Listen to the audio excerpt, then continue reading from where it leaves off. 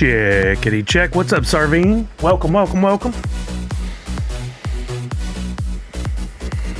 up, Buzz King, Savage, Alicia Z, Cutie Beck. Thank you, Cutie Beck, for the check.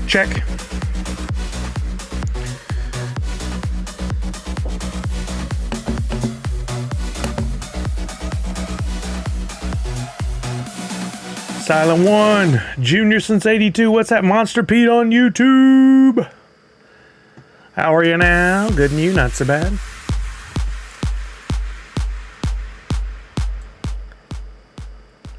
Bringing down the music so it's not overwhelming. And I think we're ready to go ahead and do this. Yo, what's up, everybody? Happy NF Tuesday! We need an NF Tuesday hype song. Watched Cam No, thanks to, I think it was, who rated over there? Was it Consumer Break? No. Las Vegas Ape rated over to Cam No. And that dude's hype level is real. I feel like I'm like the library compared to that dude's.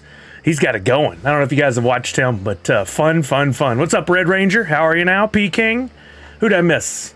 Red Ranger was first. You were first, Red Ranger. Allie, how are you? Tarzan Puma, hope you're doing well. I am Junior 000, Savage from Second Union. Old Mankey, what's happening?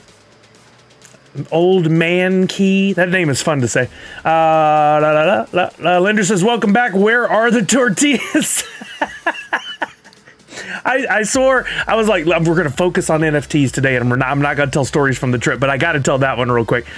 I get off the plane from San Diego to Seattle, coming back from TwitchCon, and I swear to you, can't explain this well in a tweet, but you get off the plane, and there's the constant buzz of the airport and the overhead speakers and people off at, wherever.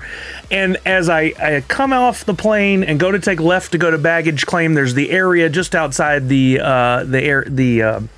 boarding areas there that have tables and chairs near the moving sidewalk or whatever you call that thing.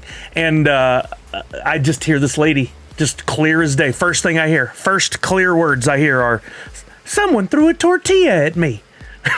I stopped, shook my head, instantly reached for my phone, and was already texting or putting that tweet in before I could get 10 feet away from her. That was hilarious. Just listening to the new Linkin Park song that they released on YouTube an hour ago, and I think it might be even better than the Empty Machine. Oh, I wish we could listen to it here. Curse you, record labels and stupid music industry. We love your music. We love to listen to it. We listen to it all the time, but we can't listen to it on streams. God forbid we listen to your music and tell people how wonderful it is and how much we like it. But nope. Jay says, woohoo, TwitchCon San Diego was fun, much better than TwitchCon Vegas. I had a blast at TwitchCon San Diego, got to hang with Jace a lot, got to hang with our friend Priscilla, Valor and Vellum, creator of Sune and Toratai, and just an all-around wonderful person. Jace had a good, lucky weekend. I'm going to let him tell everybody about it when he streams next, but I had a great time hanging out with him. Always a good time. He's such a good dude. Got to see Las Vegas Ape.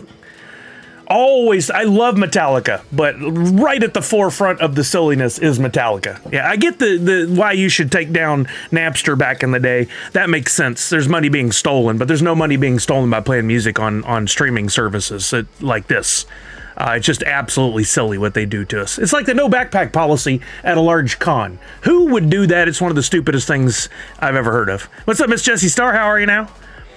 The album's going to be so good. I know, Red Ranger. I'm so jealous of those who got to go to the concerts. There was a guy I happened to be standing at Priscilla's booth at TwitchCon, and a guy walked up wearing a Linkin Park shirt from the new tour in LA. I was like, man, I'm so jealous. I would have loved to have gone to one of those shows on the tour, but it's only like 6 dates, and they were all very soon, and I already had travel plans and had spent any money that I might have had extra, all gone, so no concert for me. What's up, Mortal Wombats? How are you now? Red Ranger, I agree. It's free promotion. I think as long as we've got like the album cover and a name, like this is a music video from the 90s, as long as we got that and maybe a link in chat to where you can purchase the music, I would do that all day if I could play Linkin Park and other bands I love here on the stream. But nope. At Trail D&D, they did not allow backpacks at TwitchCon. I had to get creative. Thanks to some other people who are a little more creative than me, we came up with a way to get the backpack in that I wore with the Twitchy Tides logo on the back, which was really cool. And here, I'll show a picture that I forgot to tweet. What a moron. In fact, I forgot to tweet about today. I got to tweet that we're live. But thanks to a wonderful photographer, Priscilla, got this one. Had the Twitchy Tides backpack walking around at the block party.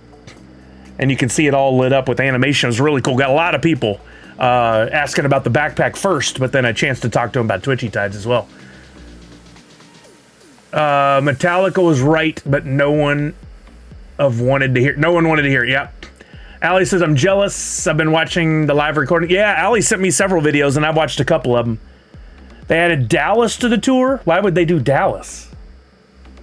Did anybody ask for Dallas?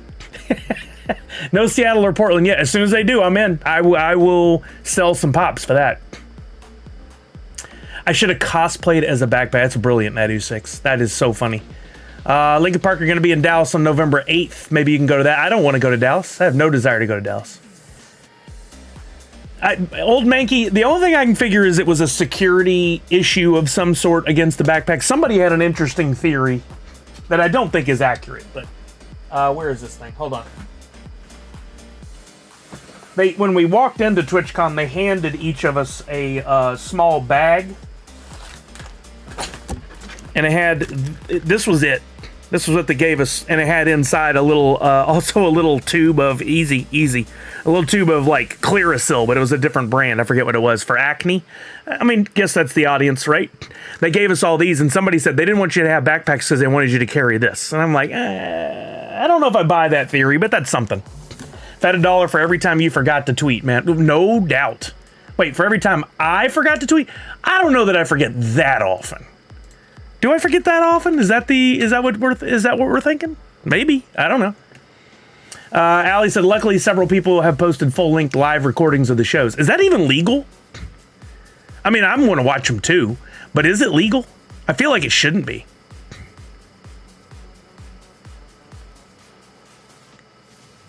Oof. It's people going off on Atomic Hub. I mean, did anybody notice I went into Atomic Hub this morning? They've been a little more active on social lately, and of course they're taking some heat from the issues with their website. But I did go to log in this morning, and I could see the items in my wallet. So maybe they've corrected some things. I'm giving them a lot of leeway. It angers me how unusable the site is now, but I always loved the site, so I'm hoping they can get it fixed up. Callard says most sports venues don't permit backpacks. Oh, absolutely. And I get that, because the attitude and atmosphere of a sporty ball event, football, basketball, baseball, is very different than that of a con. I'm going to be at a sporty event for max 5-6 hours. I'm going to be at a con for 10 to 12. I'm going to go to a sporting event because the only thing to do is to watch, and then you buy the food and stuff they have there. I go to a con to do all kinds of things throughout a day that require, especially the use of, like, I need a backup battery for my phone. I probably need some snacks. They don't allow you to bring those into the big sporting events, do they? I don't know. There's a lot more reasons why backpack makes sense at a con, and I feel like Twitch really missed out. So if I get the opportunity to leave any kind of feedback, I absolutely will. Now, having said that, I loved the convention. It was really well done. It was not as big as years past. Like there was a real lack of vendors, but I don't think that's TwitchCon's fault. I think it's the vendors, and if I had to theorize, which no one wants to hear it, but I'm going to say it anyway. I think these cons are still dealing with the post-COVID world. I think they're dealing with the tightened budgets because of the economy. I think they're dealing with the lack of understandable ROI from the conventions. So their higher ups will be like, don't spend the money on the convention, spend the money on one big name celebrity that will get better reach. We can see those metrics and we know exactly what happens. I think it's silly. I think conventions are a great way to connect with your fans and have real conversations like we used to at Funko. And like, I wouldn't talk back because I got a friend that works at Stream Elements. I desperately wanted to hang with the Stream Elements team and ask questions and get to learn about what all they had to offer. There was no opportunity for me to do that this time. They had a small booth that was honestly very lackluster, and I even talked to my friend, and I was like, I want to talk to somebody about how I can better utilize Stream Elements tools and make more money, and he's like, well, they're all really busy right now. That's a fail. And not his fault. That's a fail.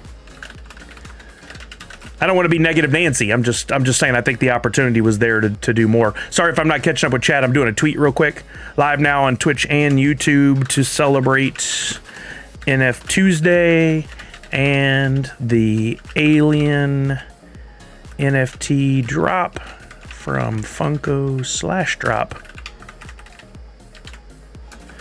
Come hang out for fun.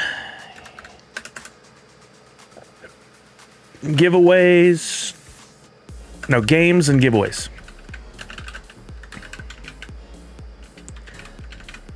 I specifically am not putting a link in because everything I've been reading here recently on Twitter says the links kill your the viewership, the numbers, the number of impressions. Lincoln Park Tour seems to be picking sporadic locations around the world. There's probably something to it. Dude, I've seen women at parties with bags bigger than that. I need to allow it. I don't know why it was held. Sorry about that. Tricky Creates, what's happening? Glad you made it home safe. Formerly Meet the Artist. You know what? I saw your name. I think the name changed somewhere else, and I was like, wait, who? Tricky Creates. Who is that? Makes sense. Thank you for coming by and sharing that. If you guys don't know Meet the Artist, you got to get over and check out the wonderful creations coming from Meet the Artist. You can fit all the booths upstairs in the bag. Got to go grocery shopping, but have an awesome stream. Thank you. I hope you were still here to hear that. Have a great day. It's on YouTube, so fair game unless they get taken. Yeah, well, I'm with you, Allie. I'm going to watch it, but I feel like that should be illegal. The reason people go to live shows is to see the live events. I wouldn't want people recording my concerts and putting them up unless I gave permission. Junior since 82, the link to my Discord won't do you any good. I don't use Discord except for audio and gaming. I do all my information distribution. My social media is Twitter and sometimes Instagram. So follow me on Twitter if you need updates. I feel like Discord, the short version, I don't care for it because I don't think it's a good way to distribute information. That's just me. I'm a Twitter guy. Jump over on Twitter, see what I'm doing, see the updates. Dr. Doom, I just given a little update. We'll talk about it more later and all the good swag and freebies and exclusives and stuff I got. Ultimately, I had a blast. And it always is a great way to like revive my creativity and my I don't know what the word is for it, but just it gets me more hyped on Twitch again and live streaming, and gets me to go, oh, I need to get in there and I need to do some work. So I've actually been doing that like yesterday. I really focused on getting some work done, and you'll see down below the stream I've made some changes. I got signed up for the Amazon affiliate program again. I've been doing some research inside of Twitch on what I need to do. I didn't even realize something cool happened here because of you guys and the subs and the gifted subs and all that stuff. I got cemented, I guess might be the word, honored by. I've reached tier 1 of their program here on Twitch, which is 100 sub points a month.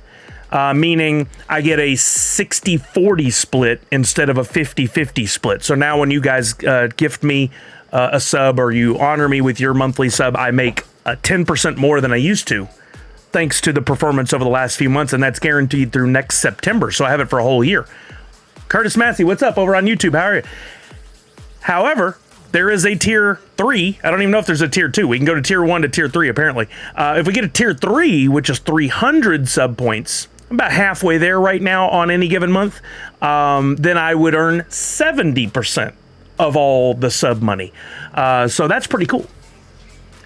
This Jesse Star says they do allow food and sealed water at Citizens Bank Park. So there you go. So there's one thing that does, I guess, show some comparisons between Sporty Ball and conventions like TwitchCon. But I still hold to the fact that a sporting event is not enough like a convention where you can apply the same rules. We need to be allowed to bring backpacks into conventions. Nadu says TwitchCon and NYCC might be on the same weekend next year. Yeah, we have dates for TwitchCon. I don't know if we have dates for New York Comic Con, but it could very well happen. Dude, I've seen women at parties with bigger bags. Oh, yeah, I allowed that through. What's up, Professor Josh? How are you, bud? How excited are you today for the Alien NFT drop? It's the same with the algorithms on other platforms with links. Yeah, I'm aware of that. I mean, as a former marketing specialist for big companies, I stopped using links on Facebook long ago, but I thought Twitter was smarter than that. I guess not smarter than that. I thought they were a little bit more lenient towards creators than that. Unfortunately, they've gone that way as well. And I get it. I understand the why it's important to keep people on your platform, but it makes for folks like myself, I'm paying for the Twitter blue check mark, the Twitter extra stuff. And I should almost be not included in that algorithm issue because I'm paying you. Let me show people links. I mean, technically they let you, but they don't tell you that it's going to tank your tweet. You guys make sure you sign up for the free NFT. If you can't see down in the corner, you probably, if you were following along, you thought, well, Sully goes about things a certain way with these, so I kind of know what the free NFT is going to look like this week. I threw a curveball at you. Those of you who are true fans of the Alien franchise will instantly, I hope, see that I did a kind of a take on the Weyland Yutani logo instead of the Alien film font, because that one is honestly pretty boring. The only way you really know it's Alien, I mean, the font is definitely Alien, but then what the eye really makes it stand out, and I opted to do something different. So I'm happy you did the stamp rally, get you to see so many people that you didn't know and get to know what they. I agree, Nadu6. It was fun. I never feel like I have the time at other conventions to do the stamp rallies, but at this one I did. If you don't know what a stamp rally is, you get a blank card. This one's not blank. This one's filled out. You get a blank card like this, and you go around to each of these different creators at a convention. What's up, Sissy Chan? Thank you for the follow. I don't hear audio. You guys hear audio for the follow? Did I lose that in an update? I probably did. Got to fix that. But you go around to each of these booths, and for these folks, you just had to prove to them that you followed them on Twitter or Instagram or Twitch. And what was unique about TwitchCon was most of these artists are also on Twitch, which is awesome. So I gave them follows. You get a stamp. Once you get all the stamps, you come back around to the home booth, which in this case was right next to Priscilla's. You give them this, and they give you a reward. And if you get there early enough, like I did, you get one of these super limited desk mats, which I still haven't put in place yet. I kind of don't want to mess it up. But it's really cool because it shows, it's for TwitchCon, and it shows 3 monitors, which is similar to my setup, actually. And you got the stream deck and the mic and the whole thing. It's almost exactly like my setup, right? But the art of the different characters on there, including our friend Priscilla Sune, all over the desk mat. And you get the art of all the other individuals. And I loved some of the art. Some of the art was really, really good. I mean, all of it was really, really good, to be honest. I don't think I looked at any of it and went, I think it was all great. But that's what a great thing to get for getting to know those other artists and following them. Fawny T says, Sully, is Funko Pop yourself worth doing? Good quality. I haven't done it in quite some time, Fawny. But I do have...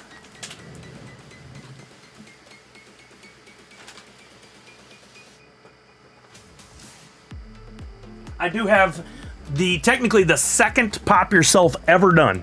I went to HQ on an invite back when they remembered who I was, and did the Pop Yourself up there at HQ. So this is literally the second one ever made.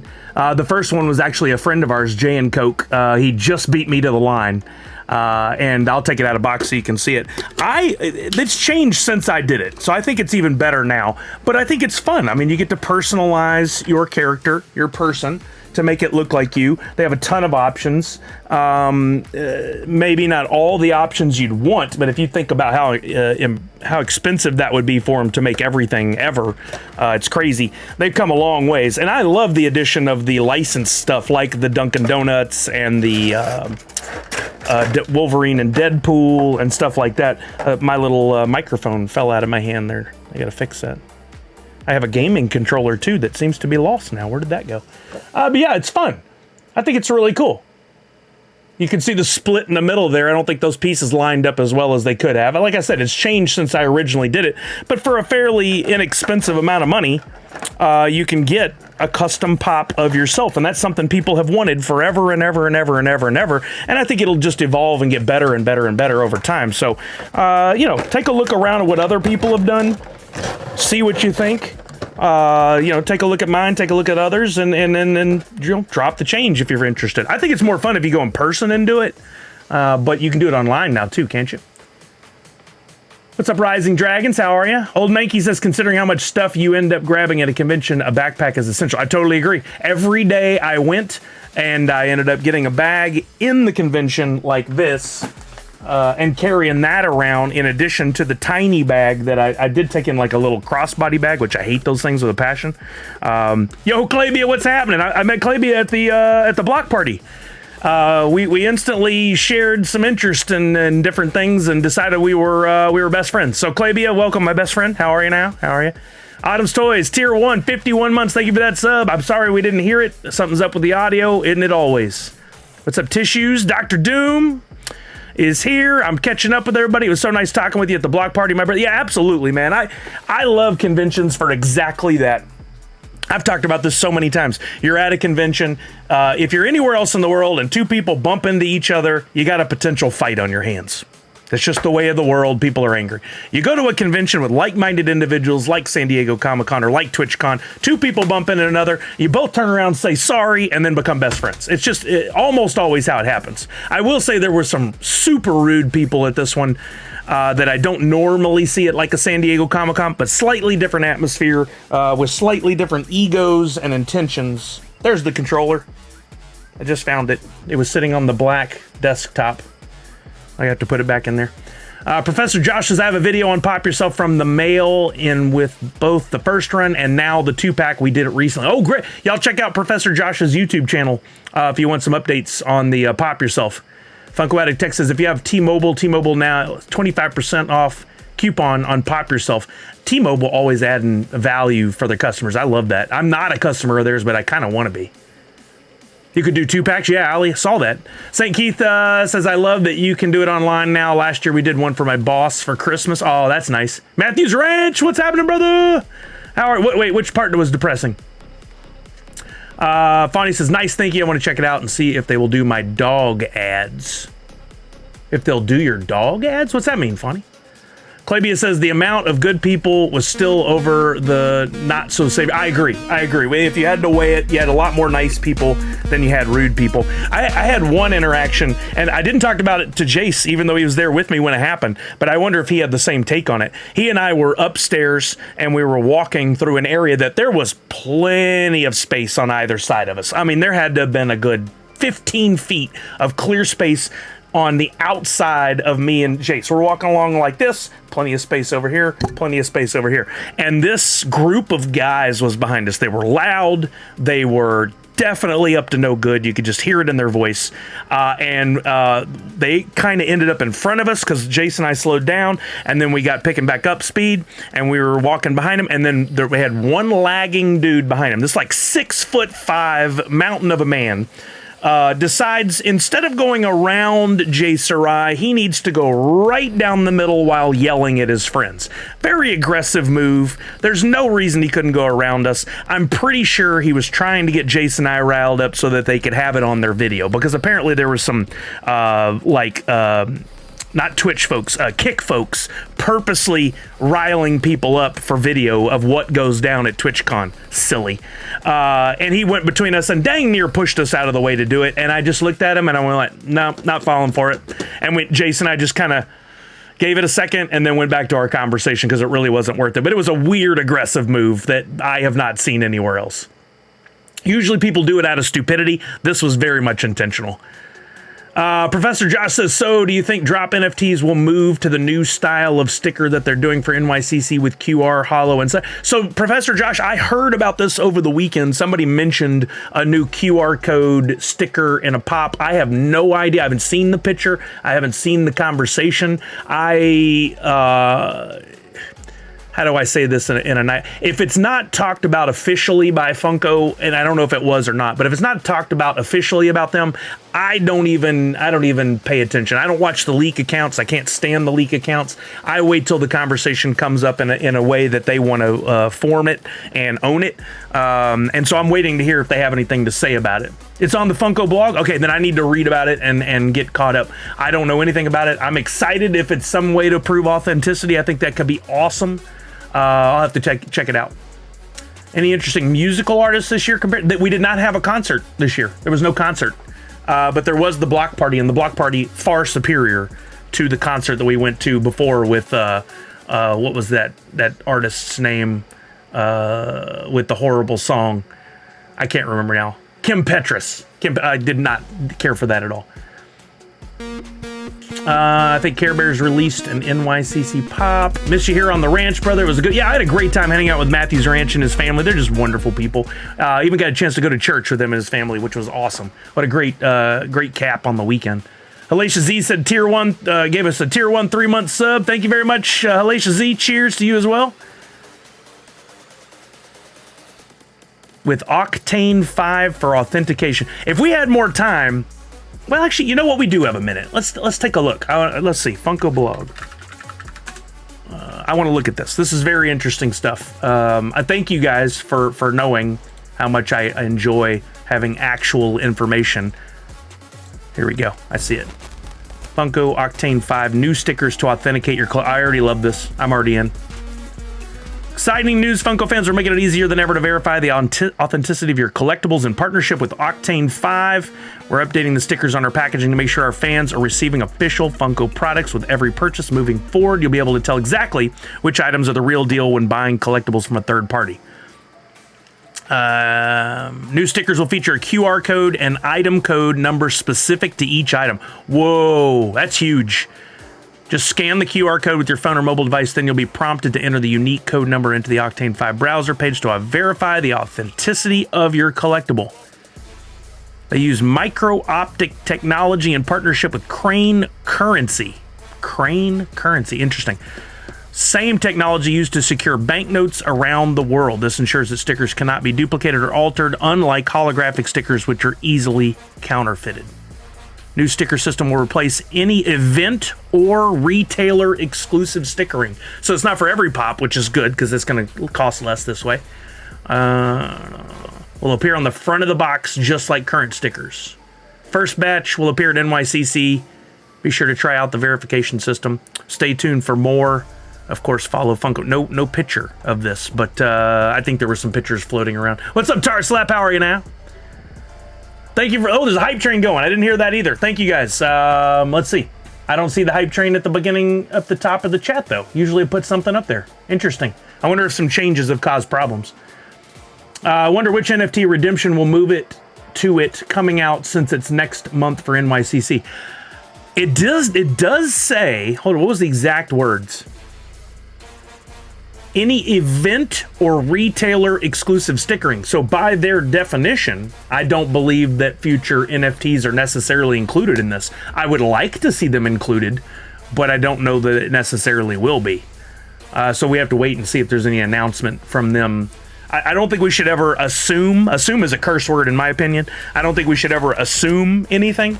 I think it would be great for us to request it and say as fans, hey, a drop, a Funko, we'd love to see this implemented with the NFT pop distributions as well. But we don't know until they say something. Never assume. So let's wait and see what they have to say. Curtis Massey says, did you see the holographic Darth Maul on the Funko shop? Yeah, I did. That's awesome. I love the holographic Star Wars pops. I used to have a bunch of them with sans the Darth Maul that originally came out back in 2012 at SDCC. Never was going to get that one, I don't think. I still have Yoda, I have Darth Vader, I have Obi-Wan, I have... Is there an Ahsoka? No. What was the other ones? Lenticular style sticker too, so harder to fake. Oh, that's great. Hey, Misty, how are you? Has there even been a problem with fake NFT pops? Oh, yes, horrible one, Red Ranger. It's running rampant. You don't see it on the more recent ones, but if you go back and you look up any of the older exclusives, it is a real problem. I've got some friends that run a shop called My Pops up in Shelby Township, Michigan, and they've had to become experts on spotting fakes because they buy pops from fans and then turn around and resell them at their shop. It's a great business model, and unfortunately, there are quite a few people who are out there making fakes, and there's almost always something that makes it where you can tell it's a fake, and not usually the pop itself, but the box. Fonts misused, not the right gradients, not the right logo, missing a sticker on the bottom. Many have stickers, that kind of thing. But if there's that many people getting close, there's some people who have nailed it, and you really have to wonder if you're making purchases on secondary markets like eBay, Mercari, if you're buying from a show, if you're buying from an individual that you don't know, or even one you do know who may have been scammed in the past. Is there a fake out there? And I think that's a large part of why PSA grading will be the future of Funko Pops. A lot of people turn their nose up at that. I think it's brilliant. I think it's smart. You don't grade everything. You just grade your real grails and high value stuff. And hopefully they are good enough to catch the fakes as well. But I don't know anything about their track record on catching fakes versus verifying real pops. I don't even know how they go about doing that. But I think it's a real problem, and I'm glad that Funko has done something about it.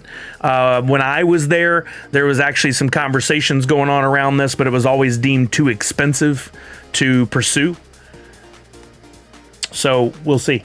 Hype train completed. I didn't even see anything going on. Level 1, 94%. Thank you guys for the subs. I appreciate it. Do you need to pay for the graded certificate? Oh, Tarslap. Yeah, if you get your pop graded by PSA, you absolutely have to pay. I mean, they're a service, they're a business, they got to make money, and it's not inexpensive. You're talking $30 to $40 for a pop. So a lot of people immediately go, oh, turn their nose up to that. But think about if you have a several $1,000 pop. What if you're rocking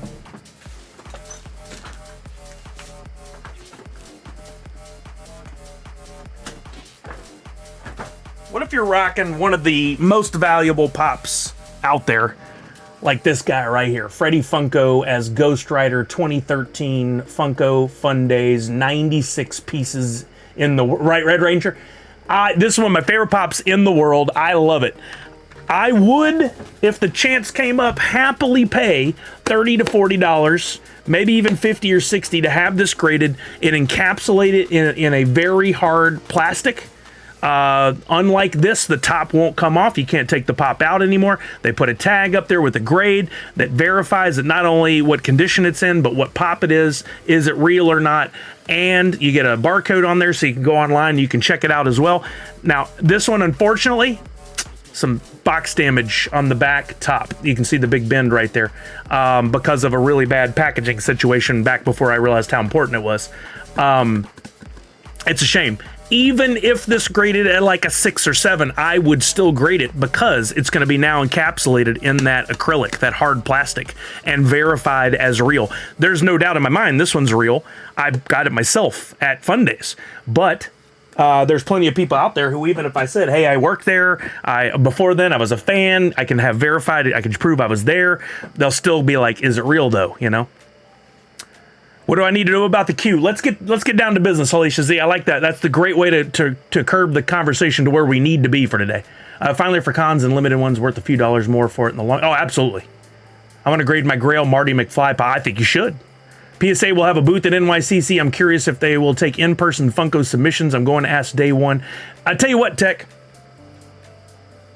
I'm getting my Post-its. I'm looking for my brain. That's what Post-its are. They're my memory. I now have a contact at PSA thanks to a friend that I saw at Priscilla's party, actually. And I've got a contact, and I've been meaning to reach out. I'm going to reach out, and one, I'm going to work with them to see if maybe we can get to a point where they'll work with me about advertising and showing off and training on grading. But two, I can ask that question. PSA, will they take submissions at NYCC. Okay, I made a note. Let me see if I can find something out. How are you now, Dead by Serial? Good and you? Not so bad. Yeah, Jungle Bri will be streaming today. My goal is to until he goes live and then raid over to him. If you guys haven't seen Jungle Bri, he's a wonderful creator. My brother-in-law, he's been streaming for a long time. He took a little hiatus. He's back today. He'll be playing some Twitchy Tides. It'll be fun. You guys got to go check it out. Seriously thinking about getting my pop worth over 2K grade. I think you do. The big holdout, and we're about to go look at the queue, by the way, hellaciously. The big holdout for everybody, the big problem is I don't want to ship my pop in the mail for fear that it will become damaged, lost, whatever. There is a process for them that I need to learn more about in the way they want you to package it and everything. But we have seen services that will actually let you put it in like a Pelican case. If you guys don't know what a Pelican case is, it's like a waterproof, heavy-duty plastic case. So you could put it like in a protector in there, seal it, ship it. You'd be golden, right? Don't know if PSA will allow that because they have to worry about shipping it all back to you. Let's find out. I think the best thing would be, like Tech was asking, can I take it right into NYCC? And if I have a conversation with them, I'm going to say, how about this? How about Emerald City Comic Con next year, you guys have a booth and allow submissions right there? And they're probably going to come back and say, not in the budget. How about this? How about I become a verified specialist and you guys let me set up a booth and take submissions there, and then we get them all pulled together, and then they get shipped on a truck to you. You own the truck. It's not just shipping through UPS or something. People would feel a lot better about that.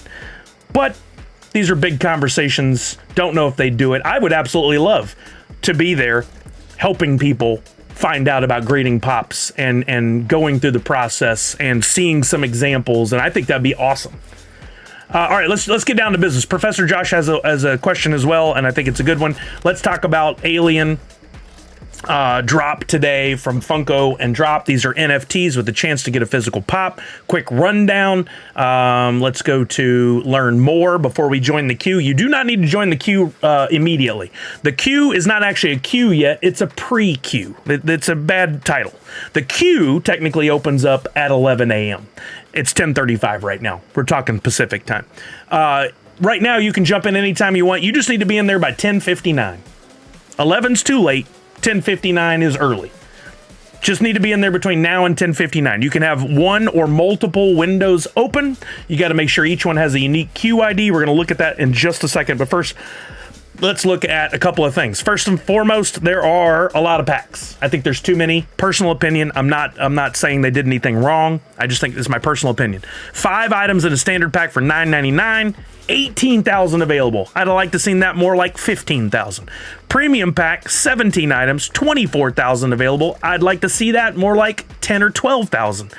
I think we're going to end up with some burn, especially because of this. And this is the thing. I'm not bad-mouthing anybody, but due to some sort of restrictions on themselves or the licensors or whoever, this one is a Drop exclusive. You see that logo right there, real big? Drop exclusive. That is a thing. We don't need to badmouth Funko or Drop or tell them they're stupid or tell them why we hate it or anything. We just need to understand the game. And the game is, it's a Drop exclusive. You'll be able to buy packs using your credit card, your debit card, your Google Pay, your Apple Pay, just like normal. There's no changes there. You cannot use your USDT to buy packs.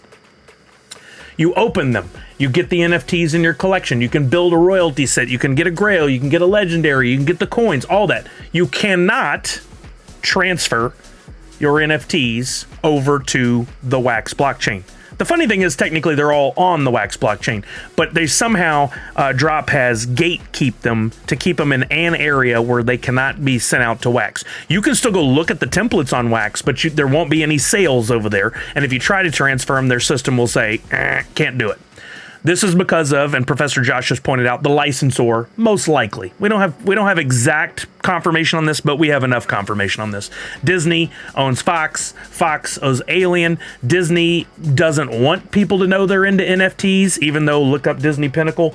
They don't want to have the conversation around NFTs. They don't want to, none of that. So Alicia Z, to clarify, you can't purchase the packs with USDC, but you can definitely buy on the secondary market in USDC. You absolutely have to. You can't buy on the secondary market any other way, which is very confusing for first-timers coming into all this. But it is what it is, right? And there will be no sending them to Wax, therefore no Wax secondary market sales, buys, anything. ChainChamp not working day, only droppings. Correct. We will not be able to utilize ChainChamp for Wax information. Now, we may still be able to get some info from ChainChamps on the alien drop because they can still look at the information about what's selling and all that. So we might be able to get some info from them, but we can't use them to do some of our normal tricks. What's up, Pop and Doe? Happy drop day. How are you now? Just dropping in to say good luck today, Sully. And hey, thank you, FunkoFan34. You're sitting out on this one? Totally understand. I hope you've been enjoying Funko Fusion. I saw you got to play yesterday. I missed the freaking notification, or I would have been there to watch. Sorry, man. I try to catch everybody in support. Oh, thank you for the sub, man. Prime, 13 months. Appreciate you, Funko. 13 months already? What? That's crazy. I can't believe it's been that long. I feel like I just found your channel like 3 months ago. That's nuts, man. 3 browser, 3 places in queue. So Tarslap, you do have to verify that. Anybody who thinks you're going to have multiple parts in the spots in the queue open, let me show you something. Then we'll go back and look at that, answer that question from Nadu about the epics. When you join in the queue, you join the queue, you may be asked to give a little information. That happens, whatever, it's going to put me in anyway. You may be asked to provide a little information, whether it's a CAPTCHA or whatever. On this one, I don't think you will because they're not afraid of selling out, probably. We'll probably go straight into the pre-queue. And we are.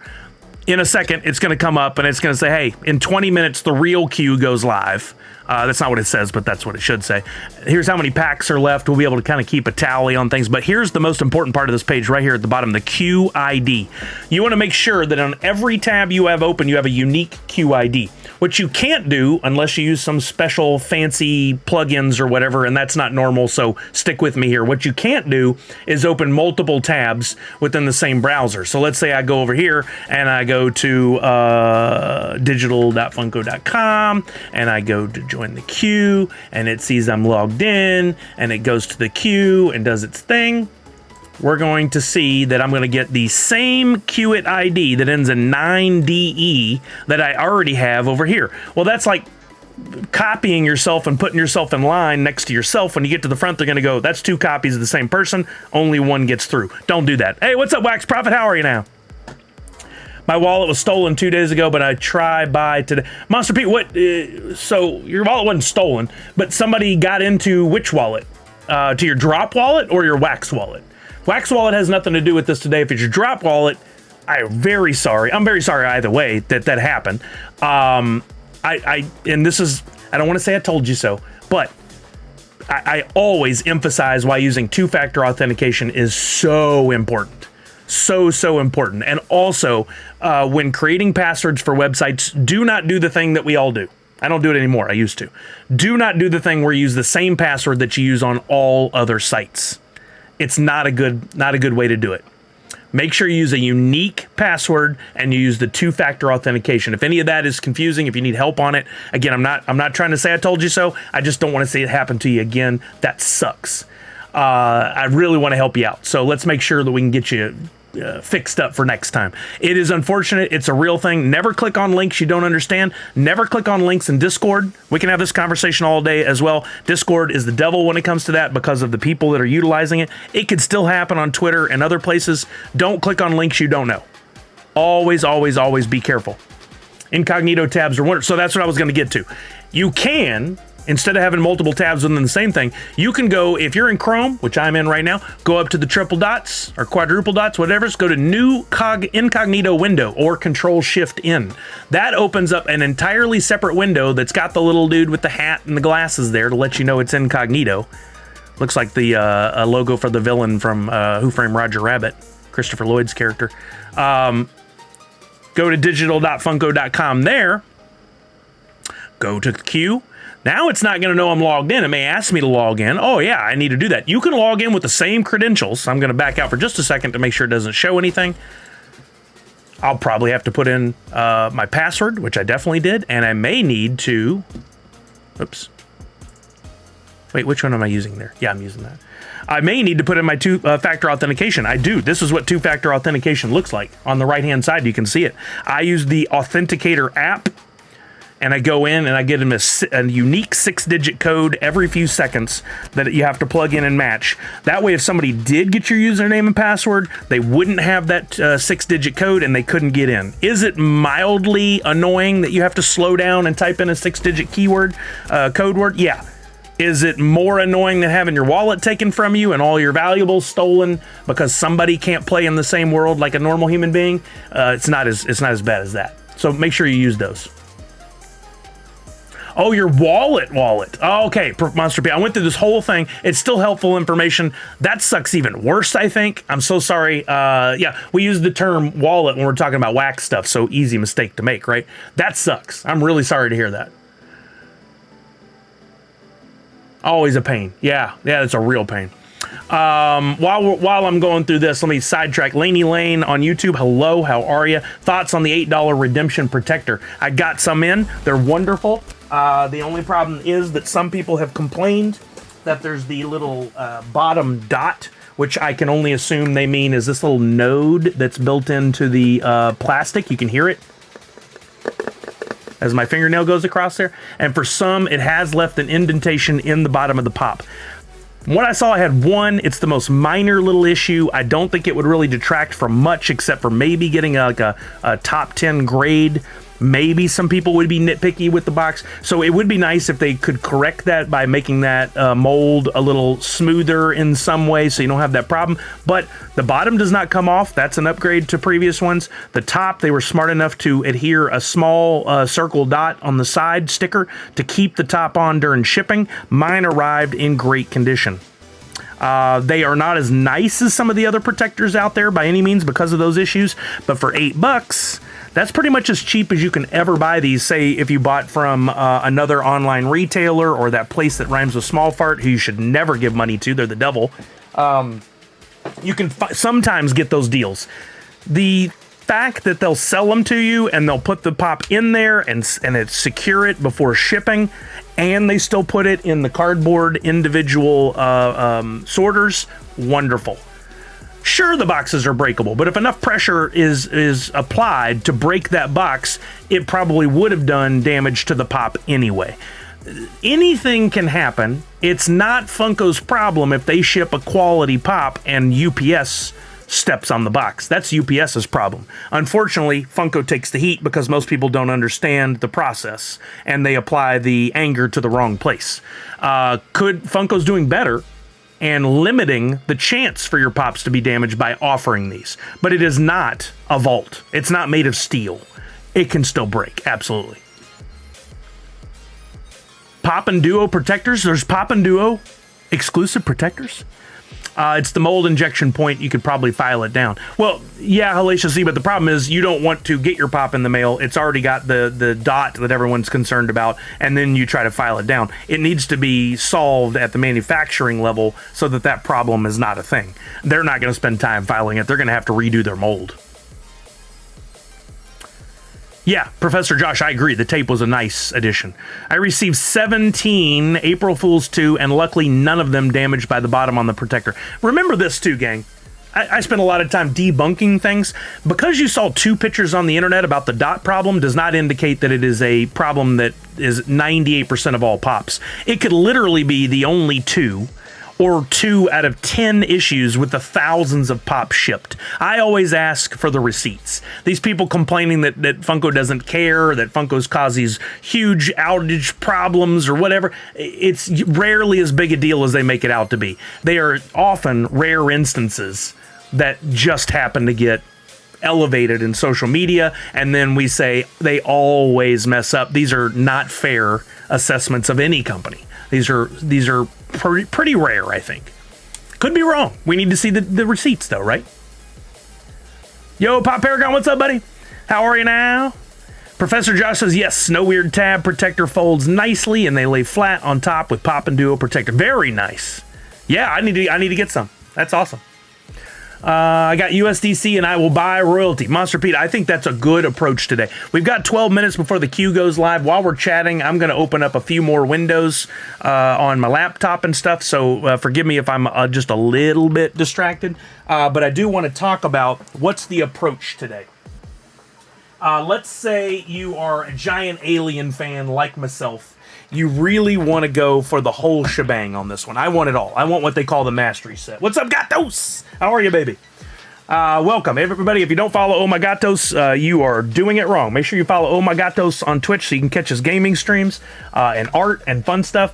Make sure, hey, there's Consumer Break. What's up, Consumer Break? How are you, bud? Make sure you guys are watching Consumer Break. He is doing wonders for the Wax blockchain in education and promoting projects. The most underrated man in all of Wax. He's got a good following. It needs to be even bigger so he can get that partner status. So you guys make sure you're following him. He's been kind enough to say, he told me earlier, I'm going to share some of your stream today through my channels. So if anybody from Consumer Break is watching, hello, my name is Sully, variety streamer, which I found out Dan Clancy doesn't like the term variety streamer. I got to refine mine. I am a NFT education specialist and gaming streamer. Ooh, that sounds pretty good. I'm a Wax partner, and see, now it's messed up my shtick. I'm a gold Wax ambassador.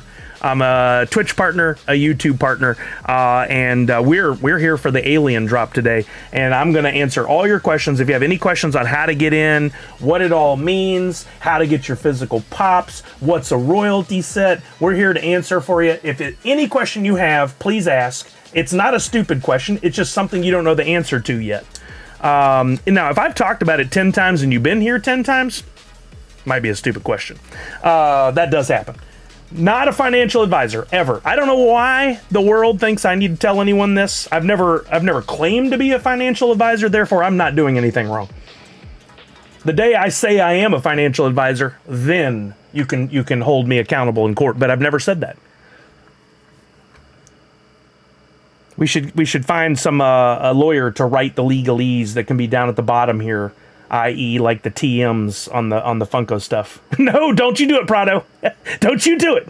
Not financial advice. Okay, so again, if you are a mega fan of Alien like myself, if you really want them all, you probably want to go and get a few packs today for sure. But having said that, I don't think these packs are going to sell out. I could be wrong, but I don't think they're going to sell it. I think we'll have a 30 to 40, maybe even a 50% burn, especially since they made a lot of packs and it's a drop exclusive.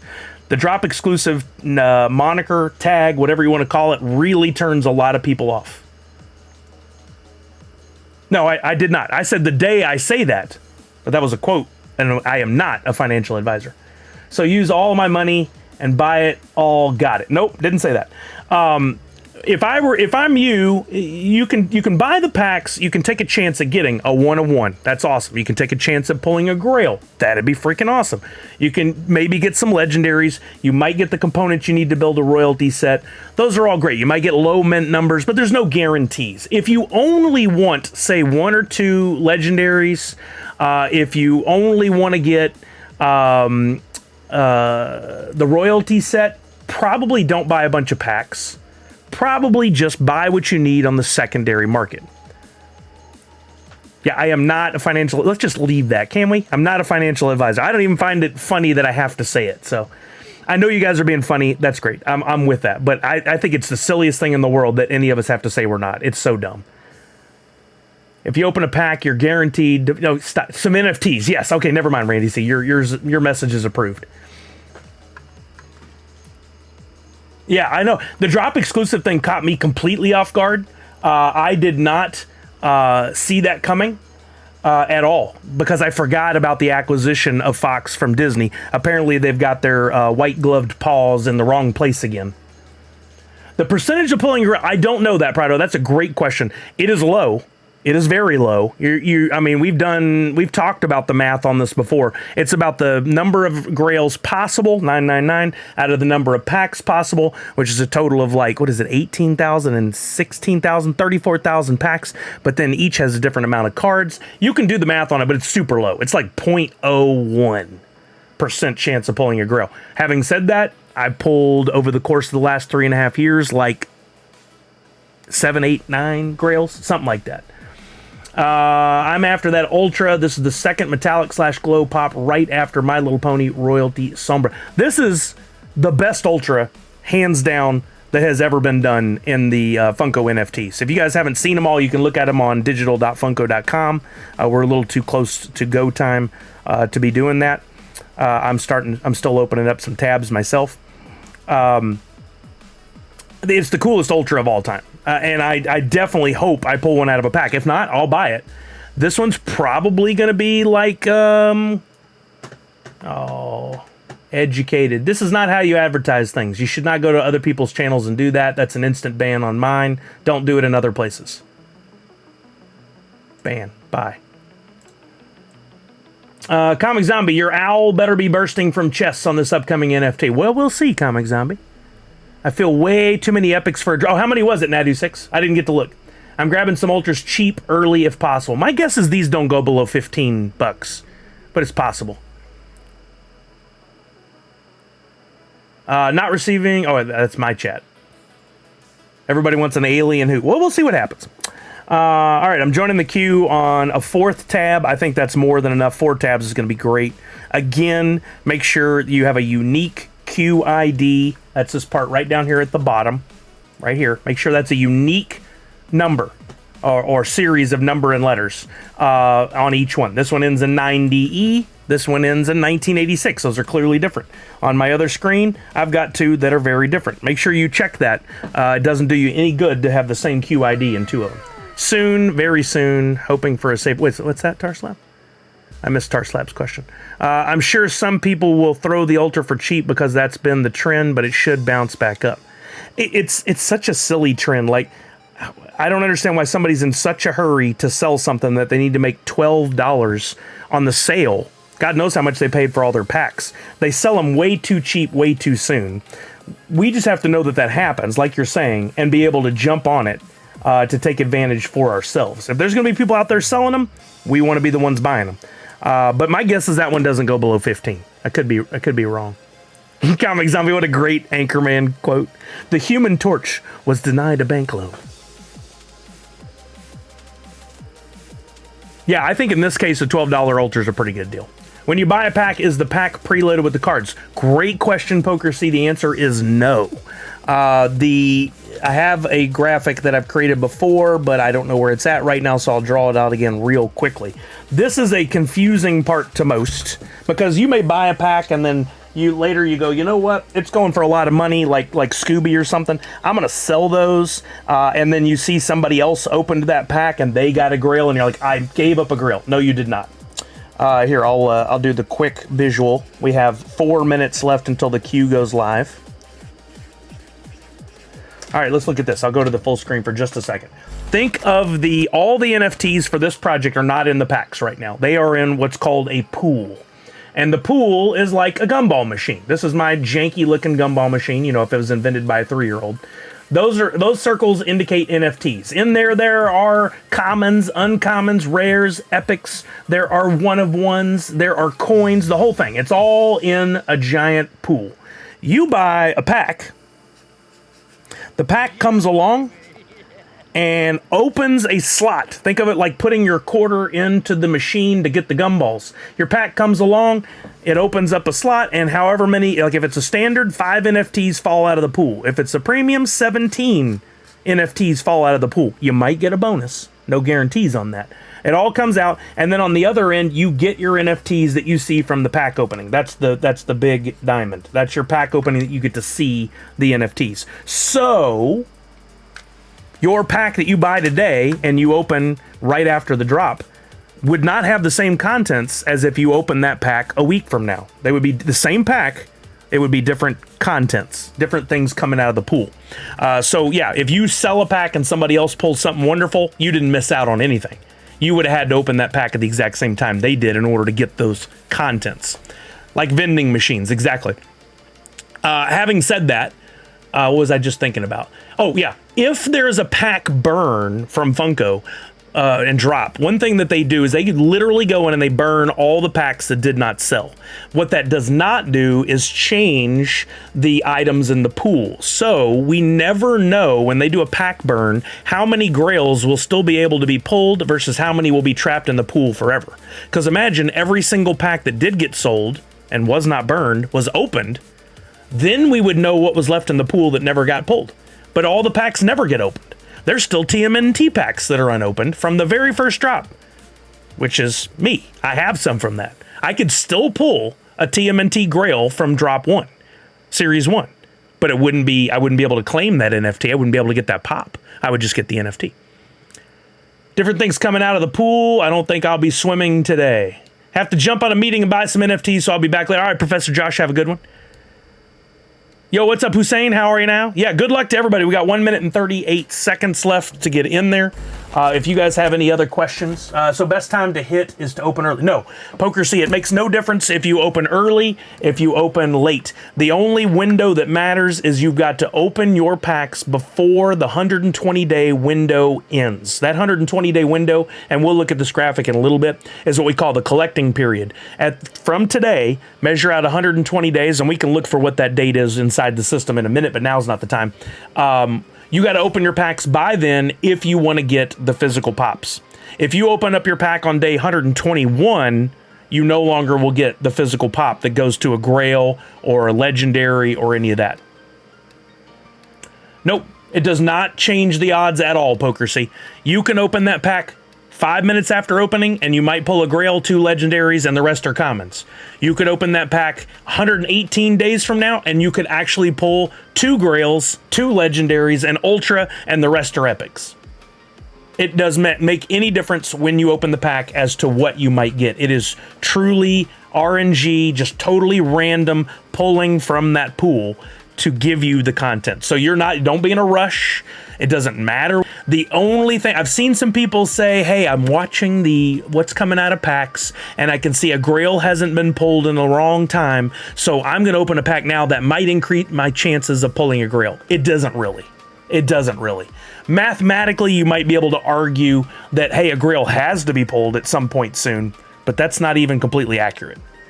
I mean, mathematically, you could argue it all day, and it might sound right, but yeah, that Poker C, that's just an average of 165 cards between Grails. It is not an absolute, just an average. One time it could be 160, next time it could be 240, the next time it could be 180, the next time it could be 100, next time it could be 1.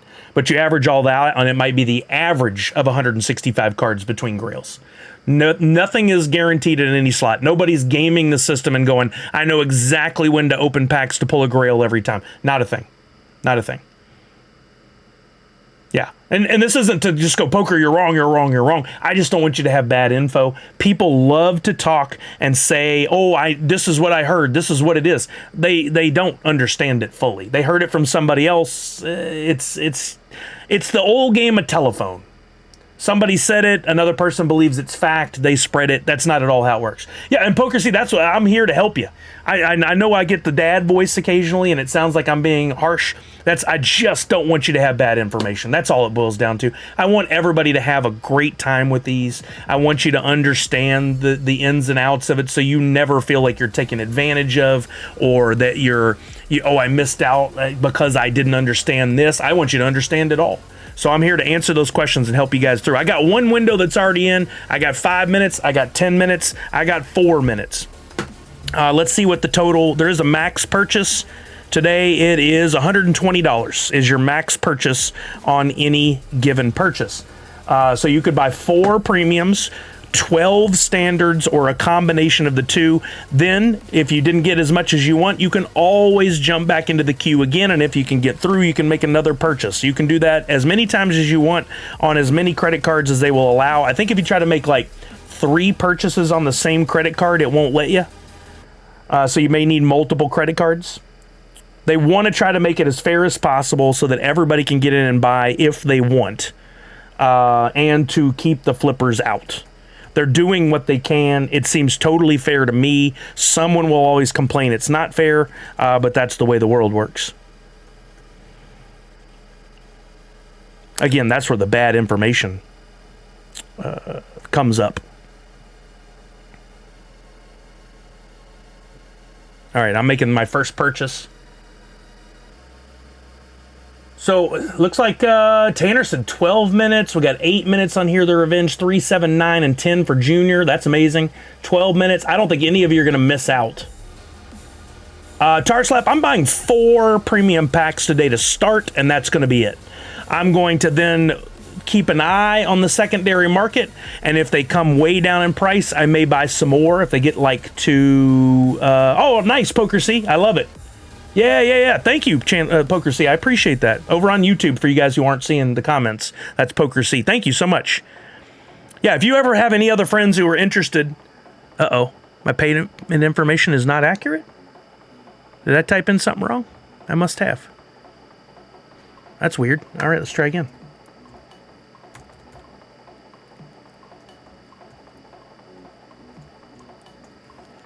All right, did I put the right...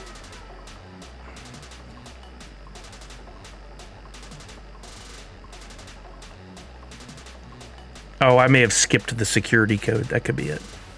By accident. Let's try again. Yo, World 65. Actually, again, I don't want to sound like the guy that's always telling people they're wrong. It's actually a cap on the amount of money spent. So you can spend up to $120, which would be the equivalent of 4 premiums or 12 standards or a combination of the two. Yeah. But there is a limit, yes, and that's to keep it fair for everybody so that somebody doesn't go in and buy 7,000 packs. I don't think anybody ever would, but it's possible. Here the Revenge says packs don't seem to be going too fast. I mean, it's too early to even know that. We got to give it a few minutes. I don't think this one will sell as much. We know this based on number of packs and the fact that it's a drop exclusive. We don't know. Probably the most important piece of information is what is the strength of the license. And what do I mean by that? I'm going to go ahead and go back to close-up because I don't need these tabs open right now. The strength of license, i.e. what do the fans think of this drop? And that is a thing that is really not something we can measure accurately. The closest thing we have is like Digital Pop Kingdom, who goes out and does a poll on their channels and asks people, what do you think of this one? On a scale of 1 to 10, 10 being this is the coolest thing ever, or Here the Revenge is like TMNT was a 10 for me. A 10 for Here the Revenge was really only like a 7 for me, right? Here the Revenge says Daria was a 2. I actually agree with that one. For me, Alien it's a stronger license in my personal brand. My personal feeling is I like Alien a lot more than TMNT.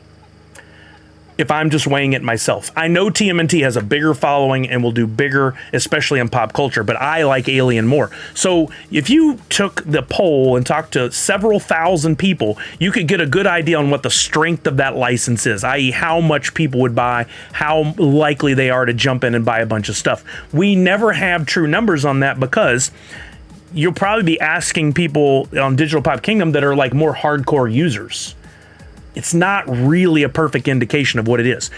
So we'll never have that number, but we could dial in something to give us an idea. If we have a strong strength of license, if we have a lower number of packs, if it's not a drop exclusive, that's the recipe for a sellout.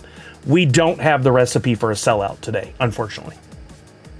Comic Zombie already opened a pack. First pack got a Grail and an Ash Legendary. Congratulations, Comic Zombie. I know you've had some weeks where you were not terribly happy with what you pulled. That's amazing. Yo, Wasatch Pop, what's up over on YouTube? Guys, make sure you're following Wasatch Pop. Wonderful, wonderful human being, a positive content creator, especially in the Funko space. Those are the folks that need our attention and our follows. Make sure you're subscribed to Wasatch Pop. I put that because subscribe over on YouTube is the same as a follow here. It's confusing. Make sure you're following Wasatch Pop. I have 2 premiums. I don't want Ash, though, says Poker C. So, Poker C, your best bet is take Ash when the market is available, put it up for sale, see if you can get some USDC, turn around and buy the stuff you do want, or you could do a trade. However, the drop marketplace is not set up for traditional trades where you offer something, somebody else offers something. You would need to talk with them offline and say, hey, I'll trade you this for this, and better make sure you know them because both parties have to facilitate and do what they promised. Is Alien comparable to Batman 85th and Scooby Drop? Ultimately, my gut tells me no, Prado. There's a lot of Alien fans in the world, but I don't think the Venn diagram of Alien fans and NFT collectors has a large overlap. So I don't think it's as on par with those. Wasatch says, will you be at NYCC? Sadly, no. I would love to, but it's an expensive trip and not one that I could put in the budget this year, unless you know somebody that needs a booth babe, in which case, let me know. I would definitely go work at a booth just for the chance to be at NYCC. Yo, Bubba James, what's happening, baby? Hope you're feeling well. How are you now? Can't open, site too busy. Give it 10 seconds. Probably by the time you stopped typing that, probably available to open again. Chuck says, though this is off topic, did you see My Pops put out there? I did see that, Chuck. We need to look at it later in the stream. I'm very excited about the potential there. Here the Revenge says, I think overall Alien is like a 6. It's a 7 or 8 to me. So you're okay. So I like the clarification there. You're saying on my personal brand, it's a 7 or 8, but I think if you weighed it against everybody else's opinions across thousands of fans, it'd be like a 6. I think that's fair. Straight off the bat, first NFT is a series coin. So sick. Nice, Tech. Congrats. One of the questions that comes up a lot is what are the coins for? The coins right now are simply a collectible for you. That's it. They don't have any additional utility, i.e. you can't turn it in for something. It doesn't get you a physical item, etc., etc. But that could change. We're waiting to get details on the new Drop Arcade, and as soon as we do, we'll find out if those coins have any additional value. We've always theorized they might one day, but there's no reason now to be running around buying all the coins. We don't know anything yet. What means no reserved asset? Tarslap, just keep trying to open your pack, and eventually it'll let you. Tech then pulled a Grail. Oh, let's go. I love it when good things happen to good people. Let's go. Ooga got the Ripley with Flamethrower, my second favorite one of the whole set. That's amazing. Chris VKC, I don't think anybody's having any problem getting in. We haven't looked at the updates lately on how many are left. Let's see if I have it over here. No, let's go back to the cancel, join queue. We'll get an update here. Oh no, it put me right in. How funny. Anybody got an update on where we're at? I'm going to go ahead and open a pack. Poker C, you've got some NFTs? You got some NFTs? Just a matter of, you're saying you didn't get any redeemables. 2 premiums and an epic. 2 premiums, 1 epic, says Laney Lane. It's not what we hope to pull, but guys, I say this all the time. Hey, what's up, Jasp? I say this all the time. I think we all are undervaluing what we're getting out of these packs right now, because right now there's no secondary utility. There's no utility for the commons, uncommons, rares, and epics outside of getting a royalty set. But that could all change soon. So don't treat those NFTs like trash. I think there's a day coming where those ones I just mentioned, those rarities, could very well have utility and therefore have value. So make sure you're getting them, holding on to them, and maybe this is you can do whatever you want. Maybe don't go out into social and use words like trash, garbage, worthless, useless. You're entitled to your opinion, but I think it's the wrong take on it. That's me personally. Comic Zombie says, good luck, Sully. It's a 101 day. You got this. I really hope so. I'm going to open a pack. Let's do this. I'm going to open a pack. I think I've got the audio routed correctly. Did I pull any fun pack numbers? This one ends in 69, which some people love to giggle at. Let's go ahead and get that one out of my wallet and open it up. Wish me luck. Folks, if I pull a legendary or grail, we will be doing a community pack today, meaning I will open a pack and give away the contents blindly. The only thing I would ever keep is a 101 or a coin. Any of the rest of it would go to you, the audience, and that includes grails. Boba says, more doctors today, yesterday, and tomorrow. I was yesterday, and as nothing can be done for the double vision right now, just have to let the brain do its thing to get used to the new normal and fix it. Today was stroke specialist, and because I pretty much saw them last week, it was a quick checkup. Well, I wish you a speedy recovery, Boba James. I hope those doctors are able to help you out, brother. No, don't be sorry. Don't be sorry. I wish you the best, man. All right, let's open this pack, and let's see what we got. I'm going to wish myself the best right now, but if I could give the luck, I'd give it to Boba James. He needs the... Oh, the back of the card is dope. I love that. I would love to see a card deck made out of these, but they don't do that physical one. All right, first up, we got, an Epic Freddy right off the bat. I don't know how many times I may have ever pulled. We got an Epic Freddy Funko with Chest Burster. I don't see a TM up in there, but we do have a pretty bold line down at the bottom of the card. I'd rather have that than the stupid TM up in the name. That's great. All right, next up. How about a common Ripley and Space? Ooh, I love the green blood splatter. I love the font that they've used up in the name of the card.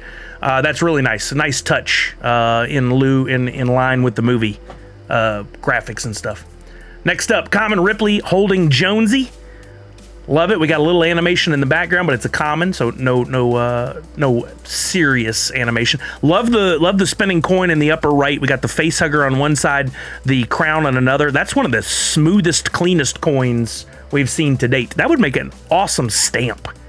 Either one of those would make a cool stamp to have for like passports and stuff. Uncommon Xenomorph, number 5012. Rare Freddy Funko with Chestburster, number 1084 out of 5,000. Now, come on, we want legendaries, we want grails, we want ultras. Most of all, we want a 101, but I'm going to be happy with every pack. Here we go. Next up, Rare Pilot Engineer, number 3050. All right, legendary or better. Let's go. Rare Xenomorph, 2180. Ooh, we got the blue, it looks like. I think it's supposed to be more translucent, but it looks almost blue.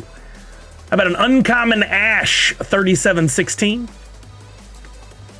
Common Ripley holding Jonesy, 48.95. We got the green blood splatter on that. Common Xenomorph, 61.84. Uncommon Ripley with Flamethrower. We got the black and white with the flashing. That's dope. 58.53. Common Ripley in Spacesuit, 30.27. Uncommon Ash, 39.54. Uncommon Xenomorph, number 168. It's a lower mint number, not low enough to make a real impact on what we could possibly sell it for. It's not going to do anything, but I like the lower mint numbers. Under 200, I'm kind of eyeballing all the time to add to my collection. Common Ripley holding Jonesy, 5528. Out of 9,008 commons. That's a weird number they picked. Uncommon Ripley with Flamethrower. They must have had to do it to make the math work out on the packs. 3980.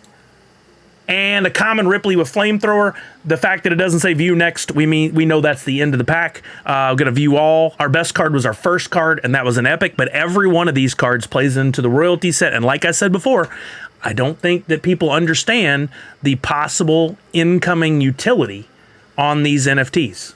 And we could talk about that more if you guys want later. But for right now, I'm gonna open another pack and see if we can pull something redeemable. I would love to pull a redeemable. Let's go with the high number 17101. Junior says no grail or ultra for me. Good luck, everyone. May the pull be with you. Falconer, 4 packs, 1 ultra, 2 legendaries, and 7 epics plus 2 dupe epics. That's pretty good. The fact that you pulled the 2 legendaries in 4 packs is really good. And then you stacked on the ultra and epic. I think you did really good, Falconer. I'd be happy with that. I'd be really happy. All right, first up, let's 101. Anyone want to see a 101? I'd love to see a 101. How about this?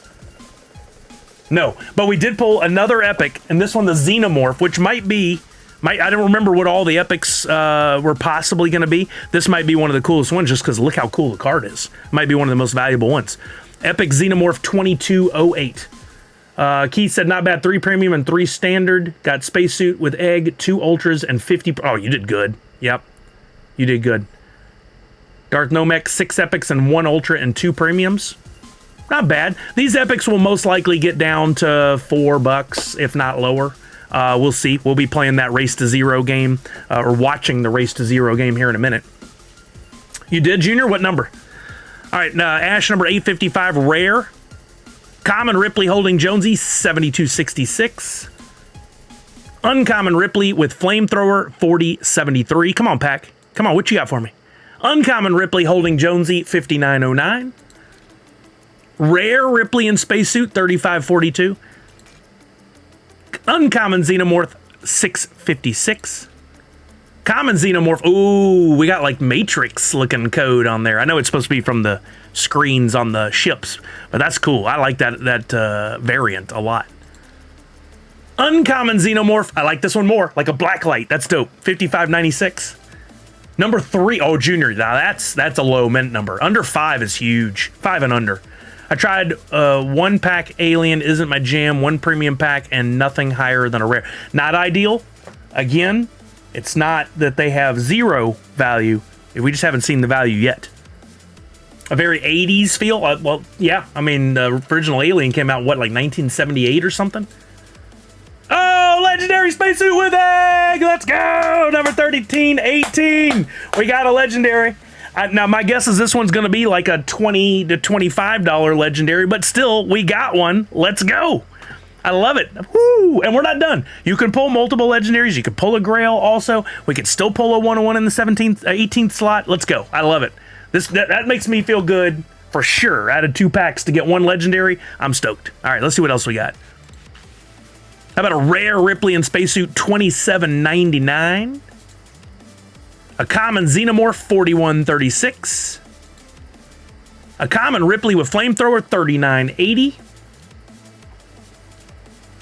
J-Mart, I just wanted to take all the non-redemption ones so people could pull them in their packs. You're doing God's work, J-Mart. We appreciate you. Thank you for your service. Blue says 2 standard, 3 premium, a grail, you already won, 4 ultras. Wait, no, a grail and ultra. No comma there. That's what threw me. A grail and ultra, 4 epics, 2 coins, beyond happy. Like you, I'm pretty huge alien fan. The grail out of 2 standard, 3 premium, you beat the odds. Excellent job. Yo, Nessa, what's up? Ding dong, you bing bong. Wait, bing bong, you ding dong. I did it backwards. Still fun though. Rare Xenomorph 2277. I pulled quite a few rares in this pack already. We did get a legendary just now in case you missed it. Common Xenomorph 8318. Come on, let's get a 2 legendary pack. A common Ash 8515. How about an ultra? You want to throw an ultra in there? Wouldn't be mad about it. Common Ripley and Spacesuit. View all, meaning we don't get the bonus slot. So no coin, no 101. But I still am very happy. We got the Spacesuit with egg. Legendary.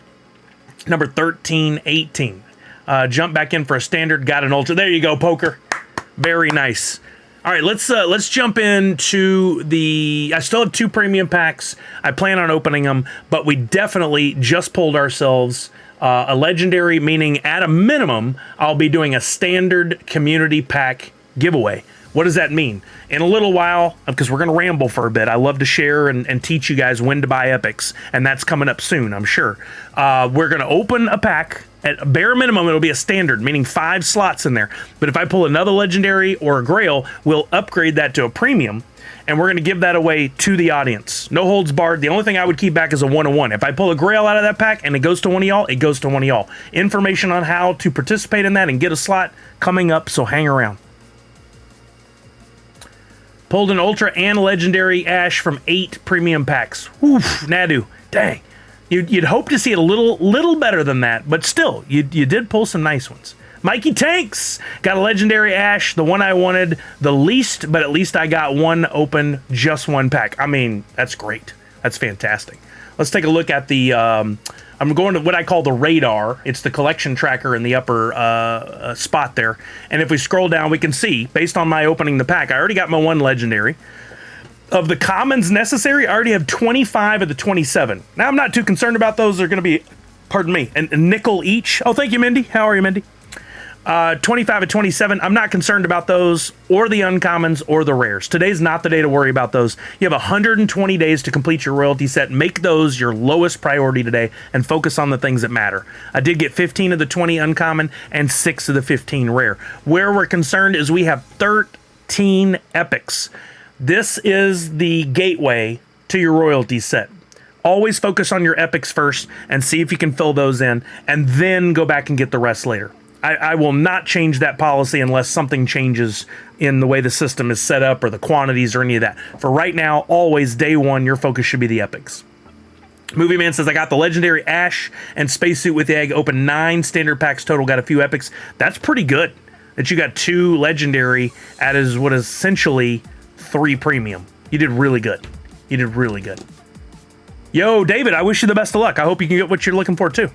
And then we down here, of course, you can see I did get the spacesuit. I do want the Ripley with flamethrower. That's probably going to be the most expensive of the legendaries. The Xenomorph Ultra, I must have. That one is going to be, my guess is lowest is going to be 15 to 20 bucks. I'm saying 15, but maybe all the way up to 20 because it is a really, really cool pop, even though it's an Ultra and there's potentially going to be 5,000. But we're not going to get a sellout. So that number's probably going to be more like 2,000, 2,500 on my guess. And then, of course, we got the Grail, the Pilot Engineer. If I got it, cool. It's not a must. I'm not going to spend the money. I'd have to pull it out of a pack. Misty got 1 Ultra. Oh, I am confused reading that. 1 Ultra, 2 Ash, 2 Ripley, 1 Grail, 13 Epics. Wow. Wow, I don't know how many packs you pulled, but those are good. Those are really good numbers. All right, now, I don't think the marketplace is open on this one yet. Let's double check. They usually like to wait until there's a sellout or some sort of other, or if they go to a burn. But since this is theirs only, it's a drop exclusive, I feel like it should open immediately. I find it interesting that it's not. I thought they did open it immediately. 8 premiums, Misty? 2 Ash, an Ultra, 2 Ripley, 1 Grail. 1 Grail out of 8 packs is already good. All the other stuff taxed, Don, I think you did great. So we're waiting on the marketplace to open. And then our focus is going to be, let's get in and let's get the epics as quickly as we can at the right price. Now, we don't have the tools we normally have by using chain champs when these are available on the Wax blockchain as well.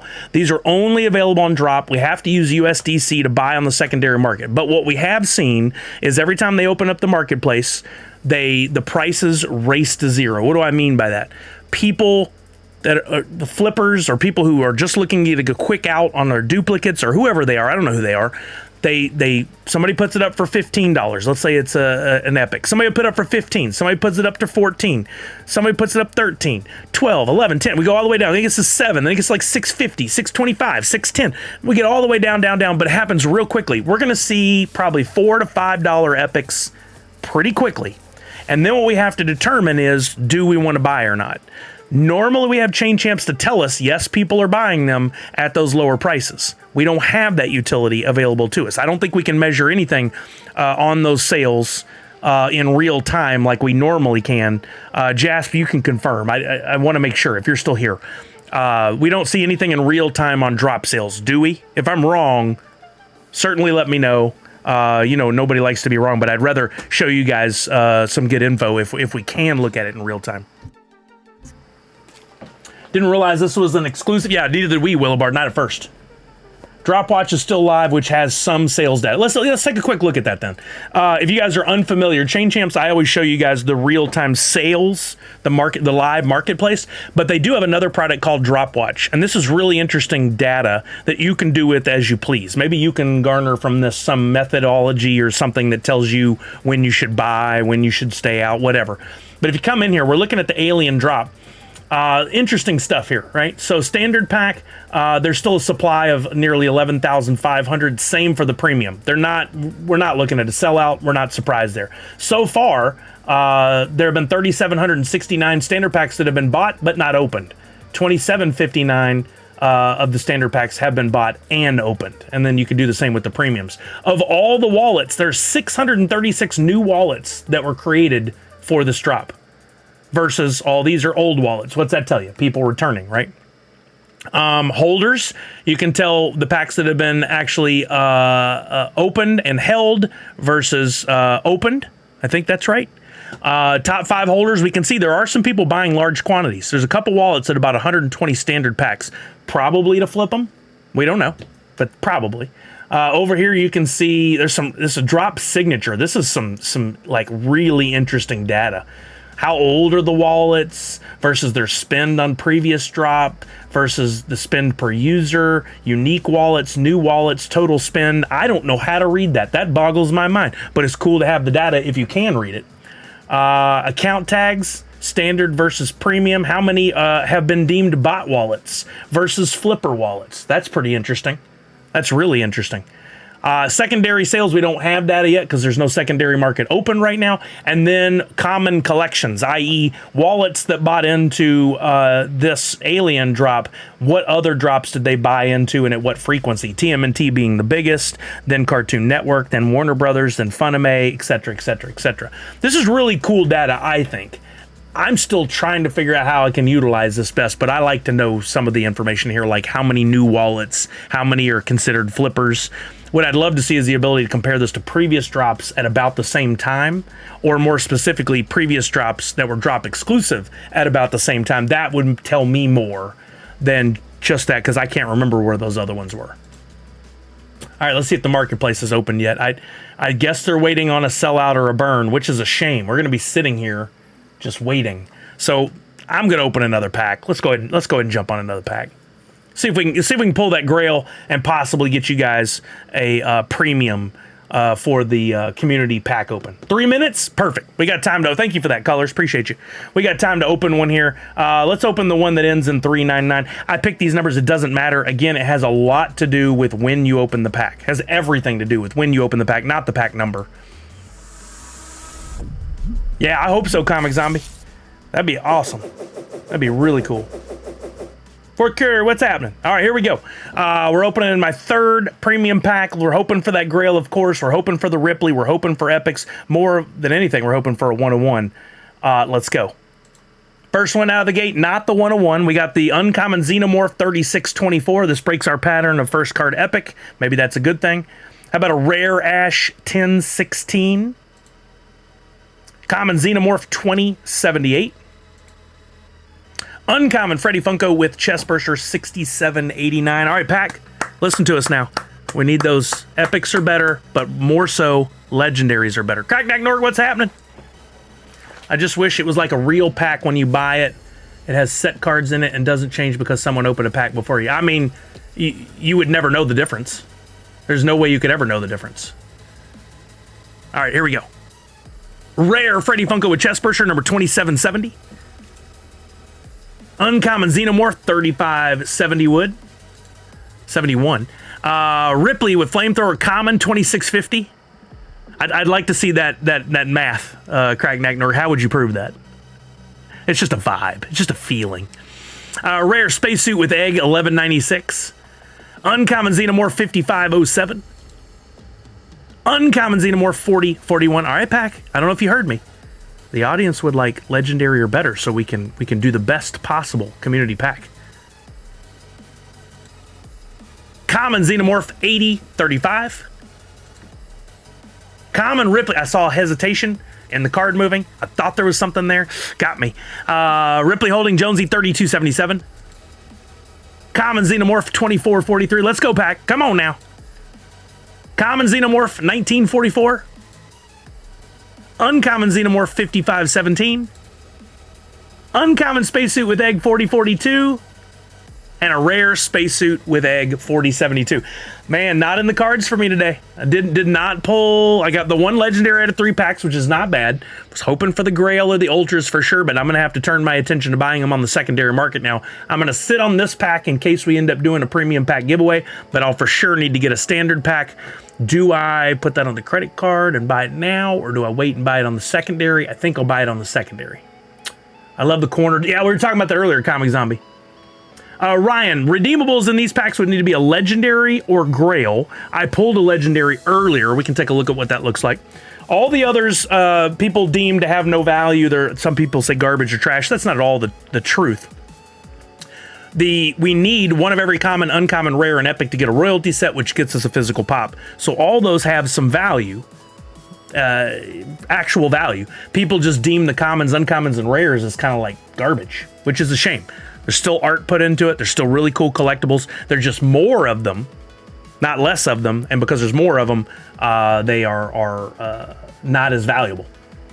The series coin is really nice. I'll have to grab one off the market. It looks like the market is open because if you'll see here, we have some numbers below these. So what that means, that is not the value of the card. Keep this in mind. That is the lowest asking price. We've got 10, 20, 10, 15, 10, 15.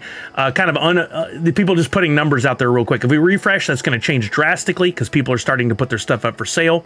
The first card was 10, and now it's 9. We're already starting the race to 0. We've got some weird numbers in there. 974, 1999. People are just throwing numbers at the wall to see what sticks. Do not buy epics yet. Do not buy epics yet. My guess is on these, we need them to get down to $4. I think $4 is a really good number here. Let's see what happens. The packs aren't going to sell out. There's not as much interest as Funko and Drop were hoping, but I'm still interested. And I just want to make sure I'm buying at the best price. So I'm just going to wait until we get to around $4.50, and then we'll see how I feel. Darth Freddy, what's happening? Oh, no, you don't have to do that, but I appreciate the offer. That's very sweet of you. Welcome, welcome, welcome. How are you, Darth Freddy? It's only one of two ways to get the Freddy Pop. Wait, what's that? I missed if you're responding to somebody. That stutter when the card flips makes me nervous every time. Right, it totally throws me off. One legendary out of 3 packs is right around the correct percentage. It does seem right, Chuck. Yeah, for sure. Hellacious Z, market seems to be open. Spacesuit with egg legendary is at 80. That'll drop like a lead balloon. It's going to be down in no time. My guess is that spacesuit with egg is going to get down to 20, 25 bucks today. That's my guess. That's all I can do is guess. Again, for some weird reason, I have to tell you it's not financial advice. These are my guesses. Already down to 870, 9, 1090, 898, 699. These are the ones to really watch as we get closer and closer to a low point. Now, one thing you may not know is in here. If we click on one of these cards that I need, we can see the full card, right? We can roll down. We can see the cheapest one on the market right now, $7. There's only 7 listed. That number's going to go up to 700 real quick. If we keep scrolling down, however, they have added within the last 6 months this additional data, and that is estimated value based on recent sales. I don't know what their algorithm is or formula, but highest sale price $6.99, lowest sale price $6.99. Well, that tells us there's only been one sale. But as the sales continue, we can actually see the history. Would be awesome to have a real-time history on these that we could look at, a real-time live market, so we could know what that lowest price they get to is, but we're not provided with that ability to see that. So best thing we can do is just kind of keep refreshing this page and looking at these epics to see, oh, I saw it get down to 450 and now it's at 525. Have we hit the floor on that one? Is it time to buy? Again, not as great a tool as Chain Champs, but we know from experience, I know enough to say I think around $4 is fair. And look at this, 825, 795, 95, 680, 850, 7, 690, 799, 8, 595, 550, 9. There's some early ones that are higher, the standouts, like the Xenomorph. I called that as being one of the better ones. This one here is the Pilot Engineer, currently one of the better ones. That could flip in a heartbeat. Those could go down to nothing real quick, and another one could rise up to be more in price. So for right now, we'll just keep refreshing and keep looking at these until we feel comfortable. Now, the other thing I've realized recently and talked about a lot, and I hope that I can convey to you guys, is why is it important to wait till the epics come down? Well, because of course you want to get your royalty set, but you don't want to pay too much, right?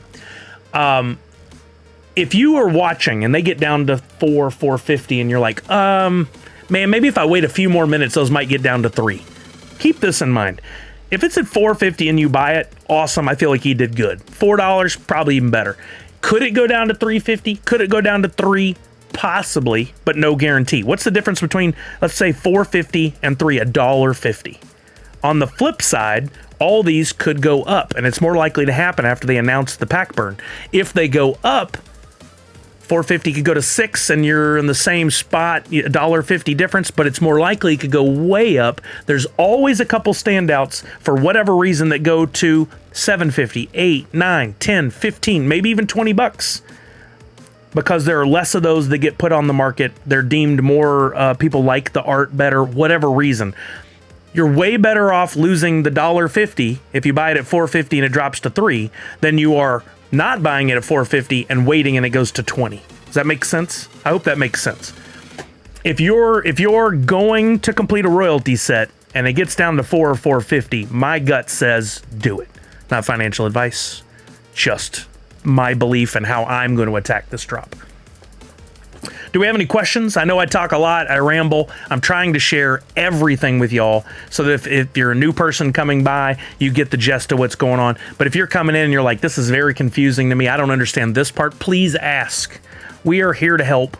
It is not a stupid question. If you've never seen this before or you've been, kind of watching from the fringe and this one you really wanted to dive into, ask those questions. I don't care if I have to answer the question for the 1,000th time. If you've been here every time and you ask a stupid question, I might call you on it. I'm just kidding. I won't do that. A not financial advice emoji. That's a good idea, Comic Zombie. I'm putting that on my list of to-dos. That's a really good idea.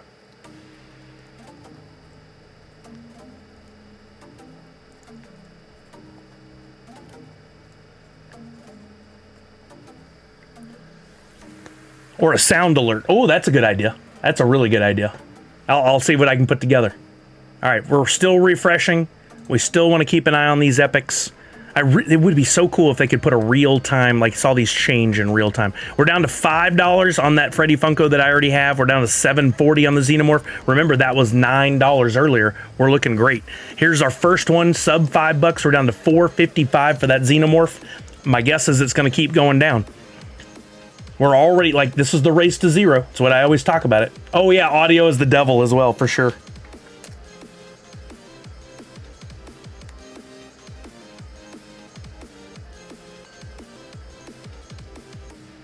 That many words can get tricky, but I'm sure we can make it happen.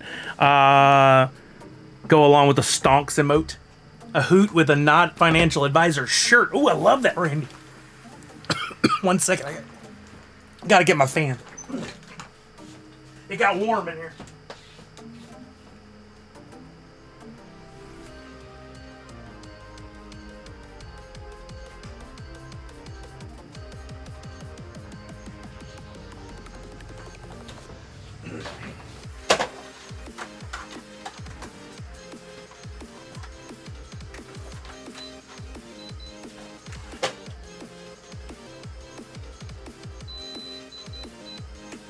Okay.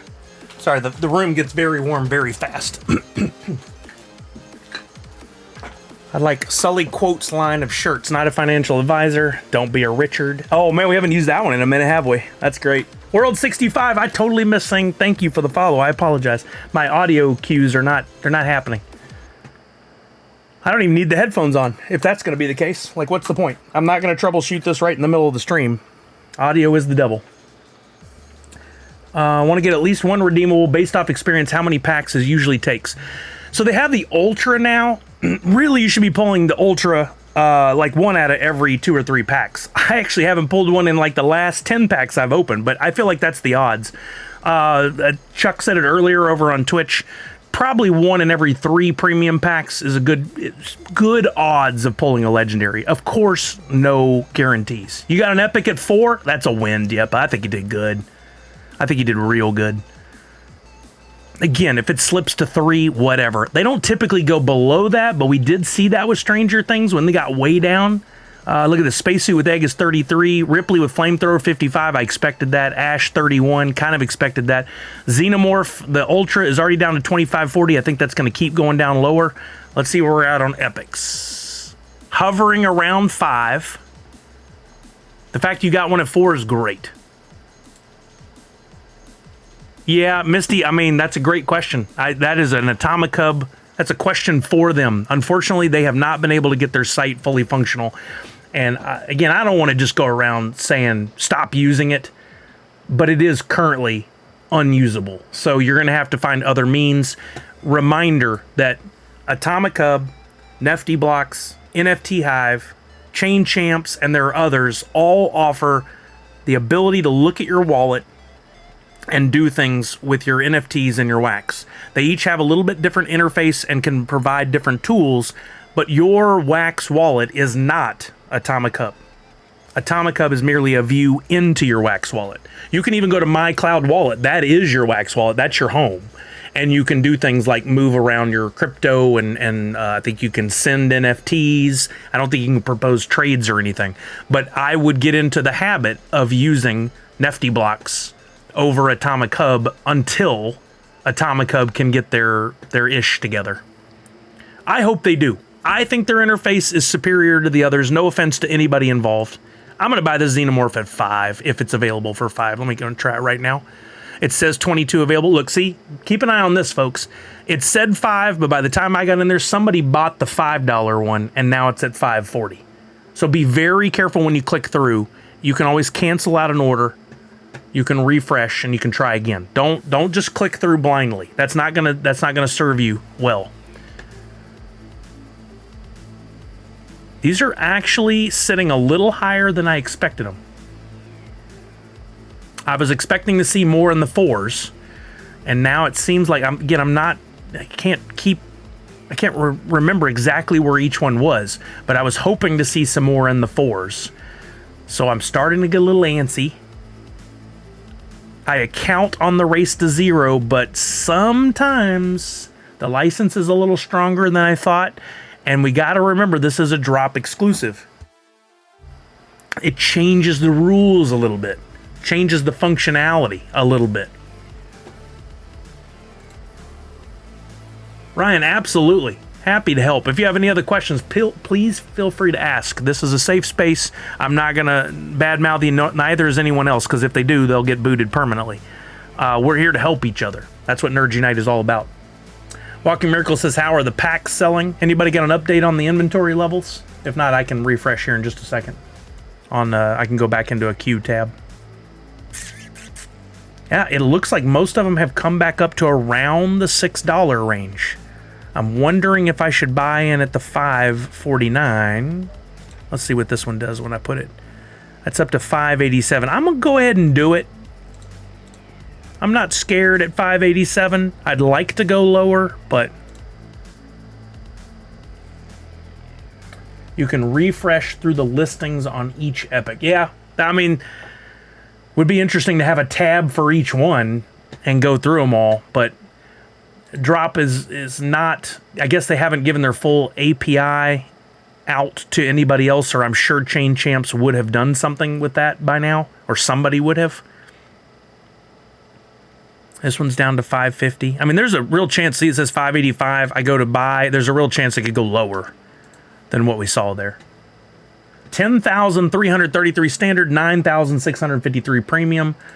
Hold on, I have a tool that I built. Let me bring it back up if I can find it here. I made a percentage burn calculator. Did I put burn in the title? Yeah, here we go. Let's plug this in.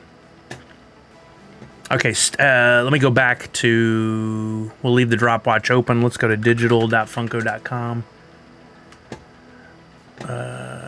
View on drop. Let me get the information on these again. By the way, I just happen to have it up. Batman 85 was 18,000 standard, 24,000 premium. That's exactly the numbers we have today. And that one ended up with a 40% burn. It was not a drop exclusive, but that's an interesting, that the pack numbers were identical. So what that tells us is, I'll bring this over here where we can look at it together. What that tells us is, because there's 5 packs or 5 NFTs in a standard, 17 in a premium, we're looking at 498,000 total NFTs. Let me resize this so it fits on screen for everybody. Yeah, 498,000 total NFTs. Now, what we also need to know, and I'll pull this over here so I can get this information, go back to the tab. Where'd you go, tab? I didn't take you off the screen. Why are you disappeared? All right, there's 999 of the Grail. We know that. Legendary. Each one had 2,200. Way lower than Batman. That's interesting. So harder chance of pulling them. I wonder why that is.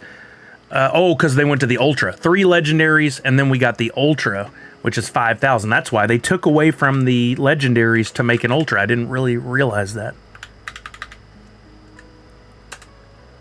And then your royalty possible total number 2,400, which is also considerably lower. Interesting. So you have a 0.2% chance of pulling a Grail. Is it still doing the math right? Yep. 0.2% chance of pulling a Grail, 0.44% chance of pulling a Legendary, 1% chance of pulling an Ultra. And then I think this is a calculation of how many would be burned based on, let's go down here. Oh yeah, total legend. I forgot what all I burned into this. So right now, somebody gave me the numbers, and it would be, there's 10,000, let's just call it 10K standard, because they're going to sell some more. And then premium, we'll call that 9,500. We'll do a little rounding. So right now, if they burned right now, it'd be a 42.47% burn. I don't think it's going to hold, but there's a real chance that we'll get down to 35% burn. But if they were to burn right now, that means there would only be 424 of the Grail. Is that right? No, that means there'd be 575 of the Grail, 1266 of each Legendary, 2877 of the Ultra, and only 1381 possible of the royalty set, which is probably means less than 1,000 the royalty set would be completed.